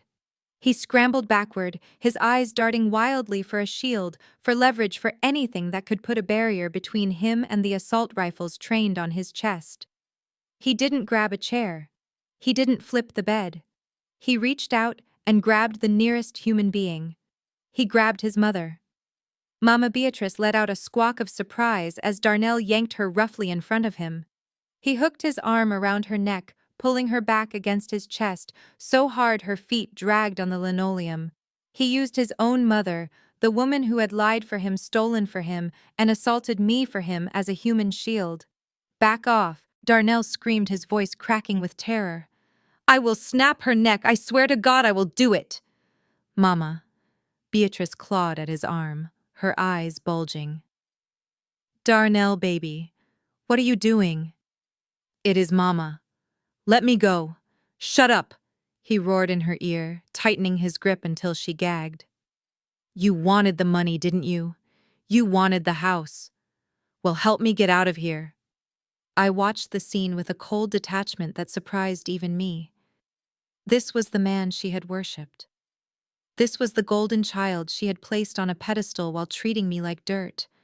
And in the end, he was willing to sacrifice her without a second of hesitation to save his own skin. It was the ultimate betrayal, a poetic justice so dark, it was almost nauseating to witness. The lead agent didn't flinch. He didn't lower his weapon. He simply signaled to his team with a subtle hand movement. Two agents flanked Darnell from the sides, moving into his blind spots, while the lead kept his attention focused forward. "Mr. Williams, let her go," the agent said calmly. "There is nowhere to run. The building is secured. I am not going to jail." Darnell shouted, spit flying from his lips. "I am not going back." "You are right about one thing, Darnell," I said, my voice cutting through the tension. "You aren't going to jail. You are going to federal prison. And you are going to be there for a very, very long time." He looked at me, his distraction fatal. In that split second of lost focus, the agent to his right lunged. He didn't go for Darnell. He grabbed Mama Beatrice's arm and yanked her down and away with a force that sent her sprawling across the floor. At the same instant, the second agent tackled Darnell, driving a shoulder into his midsection. Darnell hit the wall hard, the air leaving his lungs in a whoosh. He tried to fight, swinging wild punches, but he was outmatched. Three agents were on him, instantly pinning his limbs, forcing his face into the floor. The sound of zip ties being cinched tight was the sweetest music I had ever heard. "Get off me," he howled, thrashing against the weight of the law. "You can't do this. I know my rights." I stepped forward, moving through the sea of agents like a captain inspecting her troops. The room was secure. Vance was cuffed. Becky was being pulled to her feet, weeping silently. Mama Beatrice was sitting on the floor, rubbing her bruised neck, staring at her son, with a look of shattered heartbreak that almost made me feel pity. Almost. "Check them for devices." I ordered the nearest agent, my voice ringing with authority. "I want every phone, every tablet, and every laptop. Secure the cloud backups immediately." An agent moved to Becky, who was clutching her purse to her chest. "Hand it over, ma'am." Becky looked at me, her eyes pleading. "Keisha, please. My photos. My texts. Kevin will see everything." I know, I said simply. That is the point. The agent took the bag. Another agent collected the iPad Mama Beatrice had dropped, sealing it in an evidence bag. Darnell's phone was pulled from his pocket, the screen still glowing with a text notification from his bookie. I walked over to where Darnell lay pinned to the floor. An agent had his knee on Darnell's back, keeping him immobile. Darnell craned his neck to look up at me, his face pressed against the cold tile, blood from his earlier head wound smearing on the floor. He looked pathetic. He looked small, but his eyes still burned with that defiant, delusional arrogance. "You think you won?" He spat, blood bubbling on his lips. "You haven't won anything. You are my wife, Keisha. You can't testify against me. Spousal privilege. I know the law. Everything I told you is confidential. You can't use any of it in court." He started to laugh, a wheezing, desperate sound. "You are smart, but you forgot the basics, baby. You can't send your own husband to prison. The judge will throw it all out." I crouched down so I was eye level with him. I wanted him to see my face. I wanted him to see that there was no fear left. Only the absolute certainty of the person holding the winning hand. "You are right, Darnell," I said softly. "Spousal privilege is a powerful thing. It protects communication between a husband and wife. It is a sacred legal bond." His grin widened, bloody and grotesque. "See, you wasted your time." "But there is a catch," I continued, my voice hardening. "Spousal privilege only applies if the marriage is valid." His grin faltered. "What?"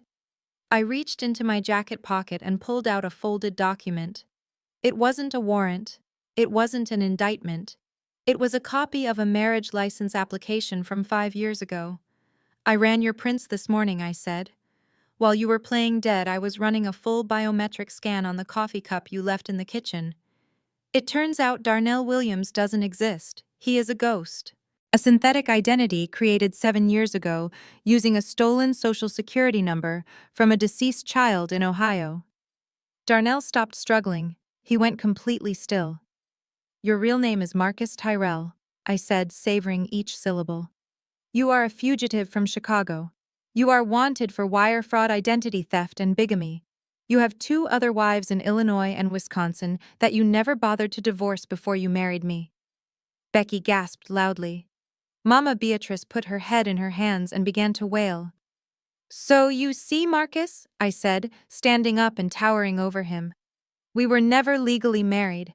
Our contract is void ab initio. Null from the beginning. Which means I am not your wife. I am just the federal agent who caught you. And I can testify to every single thing you said, every single thing you did, and every single dollar you stole. Spousal privilege doesn't apply to strangers." The color drained from his face, leaving him looking like the corpse he had pretended to be earlier. The fight went out of him. He slumped against the floor, defeated by the weight of his own lies. "Get him out of here," I told the agents. They hauled him to his feet. He couldn't stand on his own. His legs were like jelly. They had to drag him, his expensive sneakers squeaking against the floor, the toes dragging behind him. As they pulled him toward the door, past his weeping mother and his terrified sister-in-law, he twisted his head around to look at me one last time. The fear was gone, replaced by a pure, concentrated hatred that chilled the air in the room. His eyes were black voids promising violence that went beyond greed. "This isn't over, Keisha," he screamed, spittle flying as he fought against the restraints. "I have friends on the outside. I have money you don't know about. I will get out. You hear me? I will get out, and I will find you. I will finish what I started." I watched him go, his threats fading down the hallway as the agents dragged him toward the elevator. I didn't flinch. I didn't look away.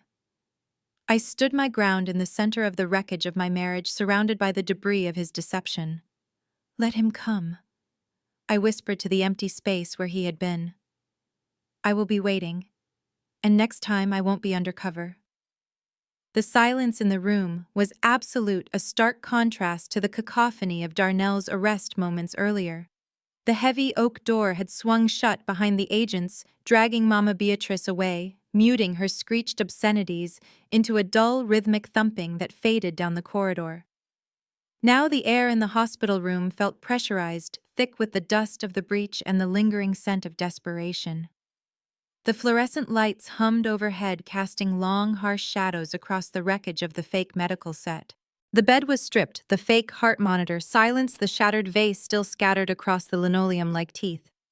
In the center of this debris field, I stood alone with the remnants of my family. Well, what was left of it? Mama Beatrice had not gone quietly. Her performance had shifted gears the moment Darnell was dragged out, pivoting from the imperious matriarch to the fragile, bewildered victim with a speed that would have given a chameleon whiplash. She had thrown herself to the floor, her knees hitting the hard tile with a crack that made me wince despite myself. She crawled toward me, her expensive Sunday-best dress soaking up the spilled water and the smear of her son's blood, her hands clasping together in a parody of prayer.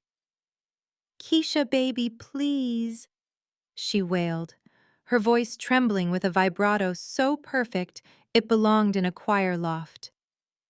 "You know me. You know my heart. I didn't know anything. He forced me. Darnell? He's got a temper, you know that. He said he'd put me in a home if I didn't help him. I'm an old woman, Keisha. I was scared. I'm a victim here, too." She reached for the hem of my blazer, her fingers clutching the fabric like a drowning woman grasping at driftwood. Her eyes were wide and wet, swimming with tears that seemed to manifest on command. "I love you like my own daughter," she sobbed, snot running down her upper lip, all dignity abandoned in the face of federal prison time. "Don't let them take me. I'm just a mother who loves her son too much. I didn't know about the fraud. I didn't know about the girls. I thought he was sick. I swear on the Bible, Keisha, I am innocent." I looked down at her. I looked at the woman who had spent 5 years making me feel small. The woman who had criticized my cooking, my clothes, my job, my hair. The woman who had smiled in my face at Thanksgiving while helping her son hide assets in shell companies I was investigating. She looked pathetic. She looked small. And for a fleeting second, a very dangerous second, I felt a twinge of pity. But then I remembered the phone in my pocket. I remembered the recording I had started the moment I stepped off the elevator, the digital witness to every word spoken in this room before the raid. I reached into my pocket and pulled out the smartphone. I didn't say a word. I just unlocked the screen, tapped the voice memo app, and pressed play. The audio was crisp and clear, cutting through her sobbing like a knife. It was Mama Beatrice's voice, recorded just 20 minutes ago before I had revealed my badge. The tone wasn't fearful. It wasn't confused. It was sharp, greedy, and commanding. "Don't worry about her reading the fine print, Darnell." The recording played Mama Beatrice's voice echoing off the walls of the hospital room. "She is too stupid to understand legal jargon. She's a country mouse. Just make sure she signs the power of attorney. Once we get access to the trust, we split the $5 million 50-50. I want my share in the Cayman account by Friday. I have a contractor coming to look at the pool house. And make sure you divorce her broke. I don't want her getting a dime of alimony." The recording continued, capturing her laugh, a cruel, dismissive sound. "God, she's pathetic. Crying over you like that. It's almost too easy." I hit pause. The silence returned, but this time it was heavy, suffocating. Mama Beatrice froze. Her hands slowly released my jacket. She looked up at me, and the mask of the grieving mother slid off her face like melting wax. Beneath it, there was no fear, only a raw, ugly malice. She knew the game was up. There was no spinning this. Her own voice had just signed her warrant. I looked her dead in the eye. "You weren't scared, Beatrice," I said, my voice low and devoid of any warmth. "And you certainly weren't a victim. You were the architect. You didn't just know. You negotiated your cut. You were willing to destroy my life for a pool house." She scrambled backward, crab-walking away from me until her back hit the wall. Her chest heaved. "You aren't just losing your son today, Beatrice." I continued, stepping closer, looming over her as she cowered. "You are losing everything. Your house foreclosed, your reputation destroyed, and your freedom gone. You just confessed to conspiracy to commit wire fraud, money laundering, and false imprisonment. That is 20 years, Beatrice. You will die in a cell. The realization hit her like a physical blow. Her face went slack, then twisted into a rictus of pure hate. She scrambled to her feet, abandoning the act completely. The agent standing by the door stepped forward, cuffs in hand. "You witch!" she screamed, lunging not at me, but at the air, her fingers curled into claws. "You ungrateful, nappy-headed little tramp! I should have made him leave you years ago. You think you're better than us. You're nothing. You're dirt. You entrapped us. This is a setup." The agent spun her around, slamming her against the wall with professional efficiency. The click of the handcuffs was loud and final. "Get your hands off me!" she shrieked, thrashing against the restraint. "I am a deaconess. I am a pillar of this community. You can't arrest me. Do you know who I am?" "Yeah," the agent muttered, tightening the cuffs. "You're a felon."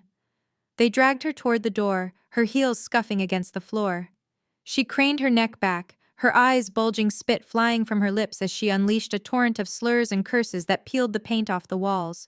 She called me everything but a child of God. She cursed my mother, my grandmother, and my unborn children. It was a vile, toxic stream of consciousness that revealed the true heart of the woman I had called Mama for half a decade. "I hope you rot, Keisha," she screamed as they hauled her into the hallway. "I hope you die alone. You hear me, alone." Her voice faded as the elevator doors dinged and swallowed her whole. I stood there taking a deep breath, letting the venom wash over me and drain away. It didn't hurt anymore. It just confirmed that I had done the right thing. I turned back to the corner of the room. There was one person left. Becky was pressed so hard into the corner she looked like she was trying to merge with the drywall. Her face was gray, her mascara running in black streaks down her cheeks. She was shaking violently, her eyes locked on the empty doorway where her co-conspirators had vanished. She looked at me, then at the floor, then at her hands. She knew she was next. But unlike Darnell and Beatrice, she didn't have the stomach for a fight. She was a follower, a parasite who had attached herself to the wrong host. And now the host was dead. "Keisha," she whispered, her voice barely audible. "Please, Kevin, please. He doesn't know." I walked over to where her Chanel bag lay on the floor, the leather torn from Darnell's earlier frenzy. I picked it up and held it out to her. "I know," I said softly, "but he is about to find out." Becky was vibrating with a frantic energy that made her look like a glitch in the Matrix. She was huddled in the far corner of the room, her back pressed against the sterile white wall, her hands fumbling with her phone as if it were a live grenade she was trying to defuse. Her thumbs flew across the screen, tap, tap, tap, delete, confirm, delete, confirm. She was trying to erase history, trying to scrub away the digital footprints of her betrayal before the world caught up to her. Her eyes were wide and darting, flicking between me and the open door, calculating an escape route that didn't exist. "It is too late, Becky," I said, my voice calm, almost conversational. I walked toward her, not rushing, just closing the distance with the inevitable momentum of a glacier. She let out a small, strangled yelp and dropped the phone. It clattered to the floor, screen up, glowing with the delete conversation prompt. She scrambled to pick it up, her nails scrabbling against the tile, but I was faster. I snatched the device from the floor before her fingers could make contact. "Give it back!" she shrieked, lunging for me. "That is private property. You can't take that." I held the phone out of her reach, looking down at her with a mixture of pity and disgust. "Private property?" I asked, raising an eyebrow. "Becky, honey, you connected to the hospital's guest Wi-Fi network 20 minutes ago to check your Instagram. Do you know who monitors that network during a federal sting operation?" She froze, her mouth opening and closing like a fish out of water. "My technical team," I answered for her. "They mirrored your device the second you logged on. Every text, every email, every photo, every deleted message. It is all sitting on a secure server in Quantico right now. You are trying to delete ghosts, Becky. The evidence is already immortal." The color drained from her face so completely she looked like a wax figure. She slumped back against the wall, sliding down until she hit the floor. No, she whispered. No, no, no. Kevin, if he sees… Kevin is a good man, I said, my voice hardening. He works hard, he loves you, and you repaid him by sleeping with his brother and plotting to steal his sister-in-law's inheritance. You don't deserve him. It wasn't like that, she sobbed, burying her face in her hands. Darnell, he made me feel special. He bought me things. Kevin is just… he is so boring.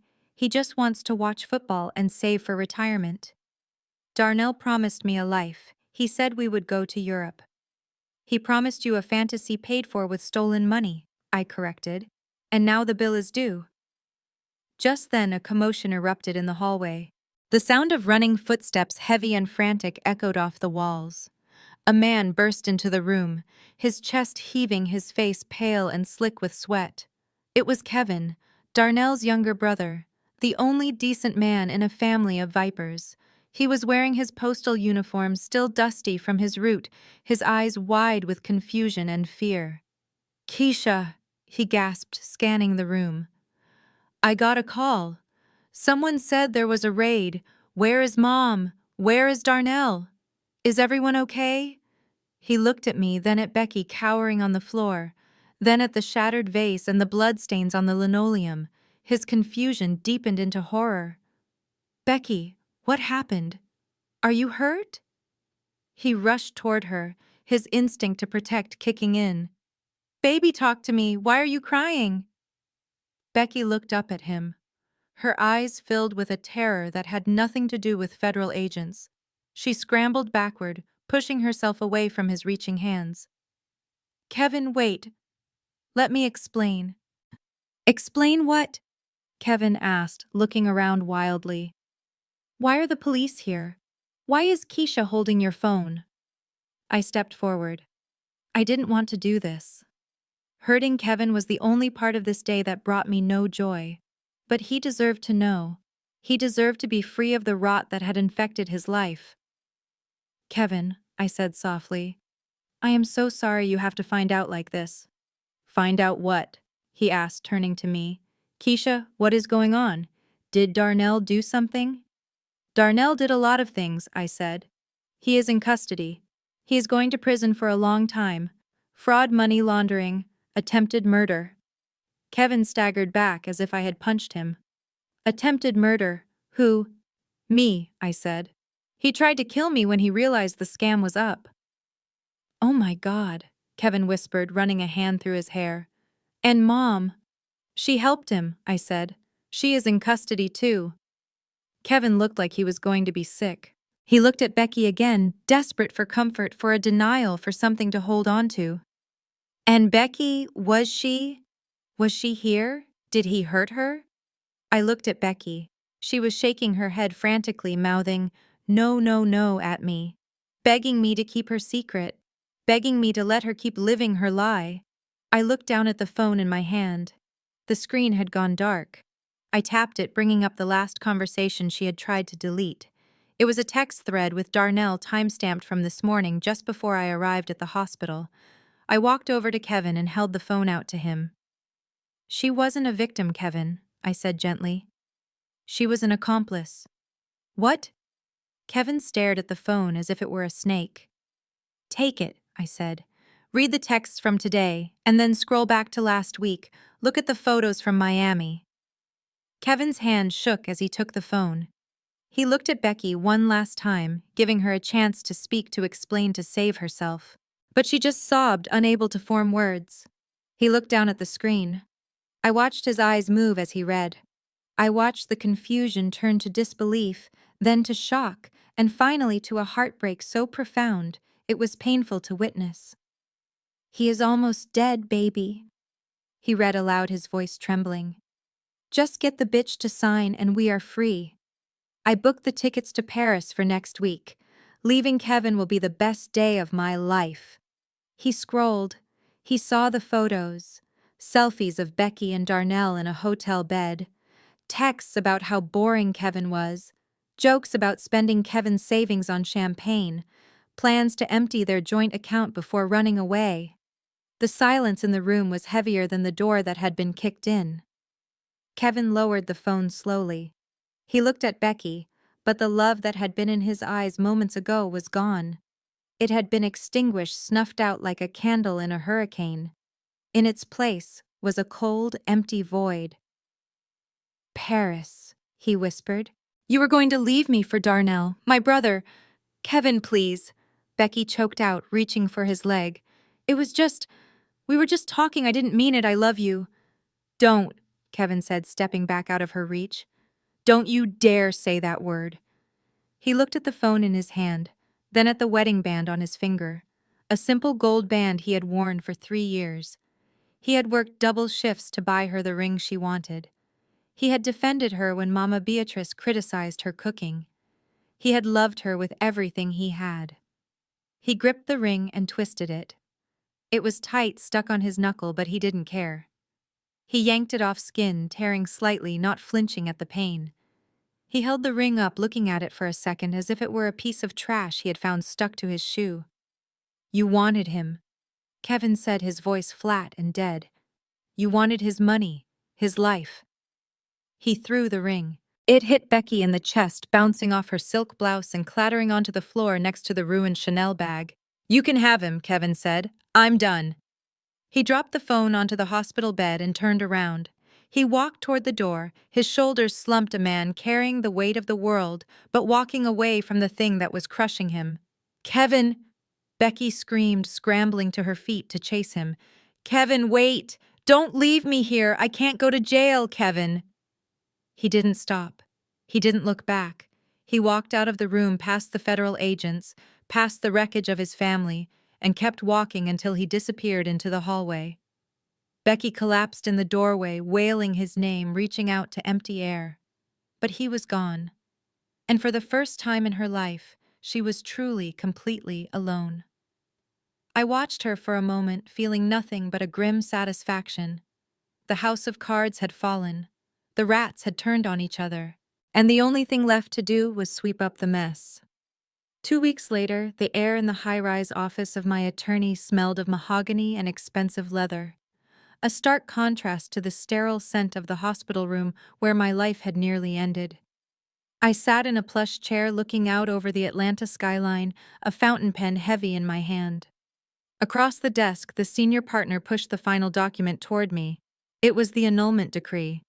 Because Marcus Tyrell, the man I knew as Darnell, had used a stolen identity to marry me, the union was void from the start.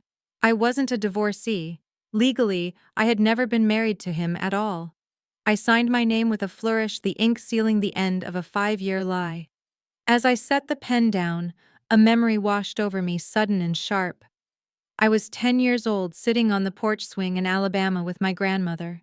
She was peeling peaches, her hands weathered but steady. She had looked at me over her glasses, her eyes serious. "Keisha," she had said, her voice raspy with age and wisdom. "Don't you ever let a man know how much you have in your pocket until you know how much he has in his heart. A man who loves you for your money will bleed you dry, but a man who loves you for your soul will help you build an empire." I touched the necklace I wore, her old gold locket. She had known. She had left me the trust fund not just to make me rich, but to give me the power to walk away. She had given me the ultimate shield, and Darnell had shattered himself against it. My lawyer cleared his throat, bringing me back to the present. "There is one last matter, Keisha. The bank has completed the foreclosure on the Peachtree property, Darnell's mother's house. Since you hold the lien through the shell company we used to buy the debt, the deed is yours. The real estate agents are suggesting a quick flip. The market is hot." I looked at the photo of the colonial mansion, the house Mama Beatrice had prized above her own dignity. It was a symbol of their greed, a monument to their arrogance. I picked up the photo. "No," I said softly. "We aren't selling it." The lawyer raised an eyebrow. "You want to live there?" "God, no," I laughed, a genuine sound.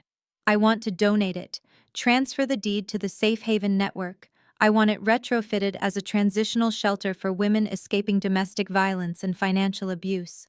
I want the house that greed built to become a fortress for women who need to find their own strength." Make sure the plaque on the front reads, "The Jasmine Center." The lawyer smiled, noting it down. Done. And speaking of Jasmine, my phone buzzed on the desk. It was a number I didn't recognize, but I had a feeling. I answered. The voice on the other end was thick with tears. Keisha, it is Jasmine, the nurse. I just wanted to let you know. The hospital board met this morning. They fired me. Violation of patient privacy protocols. I don't regret it. I just wanted you to know I'm okay, but I might be moving back to my mom's place in Macon for a while. My heart clenched. She had lost her livelihood to save my life. Stay where you are, Jasmine, I said firmly. Don't pack a single box. Meet me at the grind in Midtown in 1 hour. 1 hour later, I walked into the coffee shop. It was a small, eclectic place, the kind where struggling artists and students congregated. Jasmine was sitting in a booth in the back, wearing a hoodie and looking at the classified ads in a newspaper. She looked young, tired, and defeated. She had saved a federal agent from being murdered, and her reward was a termination slip. I didn't wave. I walked straight to her table and sat down. She jumped, knocking over a sugar packet. Keisha, she breathed. You look amazing. I was wearing a tailored white suit, my hair pressed and styled, my makeup flawless. I looked like the CEO. I was not the victim she had found in the supply closet. I slid a thick cream-colored envelope across the scratched wooden table. What is this? She asked, eyeing it warily. Open it, I commanded gently. She tore the seal. Inside was a check for $50,000. Her hands flew to her mouth. No, she whispered, pushing it back. No, Keisha. I didn't do it for money. I did it because it was right. I can't take this. It feels dirty. I reached out and stopped her hand. It isn't payment, Jasmine. Look at the other paper. She pulled out the second sheet. It was a contract on heavy watermarked bond paper. Employment agreement. Position Director of Partner Relations. Salary $120,000 a year, plus full benefits and stock options. She stared at it, her eyes scanning the words as if they were written in a foreign language. I don't understand. I'm a nurse. I don't know anything about finance. I leaned forward. I don't need you to know finance. I have 20 Ivy League graduates who can crunch numbers.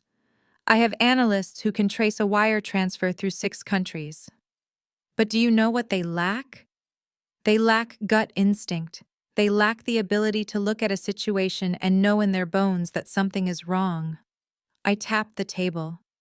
You saw a family that looked perfect to everyone else, and you saw the cracks. You risked everything on a feeling. I am opening a private security and investigation firm specializing in marriage fraud and financial abuse. I need someone who can look a client in the eye and tell me if they are telling the truth. I need someone brave enough to pull the fire alarm when the building is burning. I need you. Jasmine looked up at me, tears spilling over her lashes. But I got fired. I smiled. You got fired for breaking the rules to do the right thing. That is exactly the kind of employee I want. She let out a sob that was half laugh, half cry. Yes, she choked out. Yes. When do I start? Right now, I said. I stood up and held out my hand. We have work to do. She stood and took my hand. 2 black women standing in a coffee shop, one a survivor, one a savior, now partners. We squeezed each other's hands, a silent pact of sisterhood that was stronger than any contract. 6 months later, the Fulton County Courthouse was surrounded by media vans. The trial of Marcus Tyrell, formerly known as Darnell Williams, had become the sensation of Atlanta. The charges were a laundry list of white-collar nightmares, wire fraud, identity theft, money laundering, and, thanks to my testimony, attempted murder of a federal officer. Inside the courtroom was packed. Darnell had insisted on representing himself, a final act of narcissism that was proving to be his undoing. He stood at the defense table in an ill-fitting orange jumpsuit, his head shaved, his charisma stripped away, to reveal the hollow man beneath. He looked tired. He looked desperate. He paced in front of the jury box, ranting about conspiracies, about how I had entrapped him, about how he was a legitimate businessman who had been targeted by the deep state. It was rambling, incoherent, and pathetic. Then it was my turn. I didn't walk to the witness stand as a victim. I walked up as an expert witness. I wore my badge on my belt. I carried a laser pointer and a stack of charts. Agent Williams, the prosecutor, asked, "Can you explain to the jury what we are looking at in Exhibit C?" I turned to the large screen. I didn't look at Darnell. I looked at the data. This spreadsheet details the flow of funds from the Shell Corporation, Prestige Holdings, into the defendant's personal crypto wallets. I explained, my voice cool and clinical. I used forensic tracing software to follow the money trail that he thought he had deleted. Numbers don't lie. Men lie. Women lie. But the math is eternal. For 2 hours I dissected his life. I showed the jury the hotels, the handbags, the fake medical records. I showed them the text messages where he laughed about stealing from me. I showed them the foreclosure notice on his mother's house. I stripped him naked with data until there was nowhere left to hide. When the judge read the sentence, the room held its breath. 20 years in federal prison without the possibility of parole. Mama Beatrice, who had taken a plea deal for testifying against her son, received 5 years for conspiracy. She sat in the back row weeping silently, looking old and broken. Becky had received a suspended sentence and probation, but her punishment was social. She had been exiled from every circle that mattered, divorced by Kevin, and was currently living in a studio apartment working at a diner. Darnell tried to lunge at me as the bailiffs took him away. "You ruined me," he screamed, spittle flying. "You are the devil." I didn't flinch. I watched him get dragged through the side door, the heavy chains clanking, the sound of his freedom ending. I walked out of the courthouse into the blinding flash of cameras. Reporters shouted questions, thrusting microphones in my face. "Agent Williams, how do you feel? Do you have a message for other women?" I stopped on the steps. I looked into the lens of the nearest camera. I thought about the women sitting at home right now, looking at their husbands, wondering about that strange credit card charge, wondering why he was so protective of his phone. "Women are not ATM machines," I said, my voice carrying over the crowd. "We are not insurance policies. We are not safety nets for mediocre men who want to play king. They mistake our kindness for weakness. They think because we love hard we are soft." I paused, letting the silence build. "But we are wolves," I said, a smile touching my lips. "And you just poked the whole pack." That night, the charity gala at the High Museum of Art was the event of the season. The champagne was cold, the music was jazz, and the room was filled with the power players of the city. I walked in wearing a dress made of emerald silk that fit like a second skin, the color of money and envy. I was there as the CEO of Valkyrie Security, now the most sought-after private intelligence firm in the state. Jasmine was by my side, looking radiant in a blue gown, working the room with a natural charm that put seasoned diplomats to shame. I stood by the balcony looking out at the city lights, feeling the cool night air on my skin. A man approached. He was tall, with broad shoulders and a kind face. He wasn't a businessman. He was the district attorney who had prosecuted Darnell's case. "Agent Williams," he said, offering me a glass of sparkling water. "Or is it Ms. CEO now?" "Keisha is fine," I said, taking the glass. He looked at my hand resting on the railing. He didn't look at the diamond bracelet I had bought myself. He looked at the thin white scar running along the side of my palm, the legacy of the night I fought a fake doctor for my life. "That looks like a story," he said softly. "It is," I replied. "It is a reminder." "Of what?"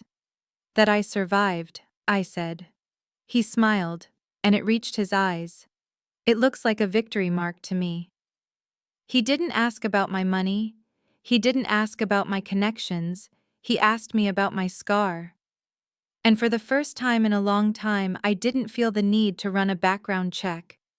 I turned to the camera, breaking the fourth wall, looking directly at you.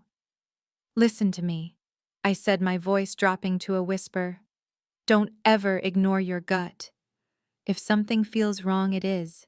If the nurse tells you to hide, you hide. And if someone tells you it is a trap, believe them. I turned back to the party, the lights of the city reflecting in my eyes, and walked into my future, the sound of my heels clicking, a rhythm of absolute, unshakable freedom. The screen faded to black, but I was just getting started. The most profound lesson from Keisha's journey is that underestimating a quiet woman is a fatal mistake. Darnell and his family let their greed blind them to the truth, believing they could exploit kindness for weakness. They failed to realize that silence isn't submission. Often it is a strategy. True power doesn't need to be loud or boastful. It simply waits for the perfect moment to strike.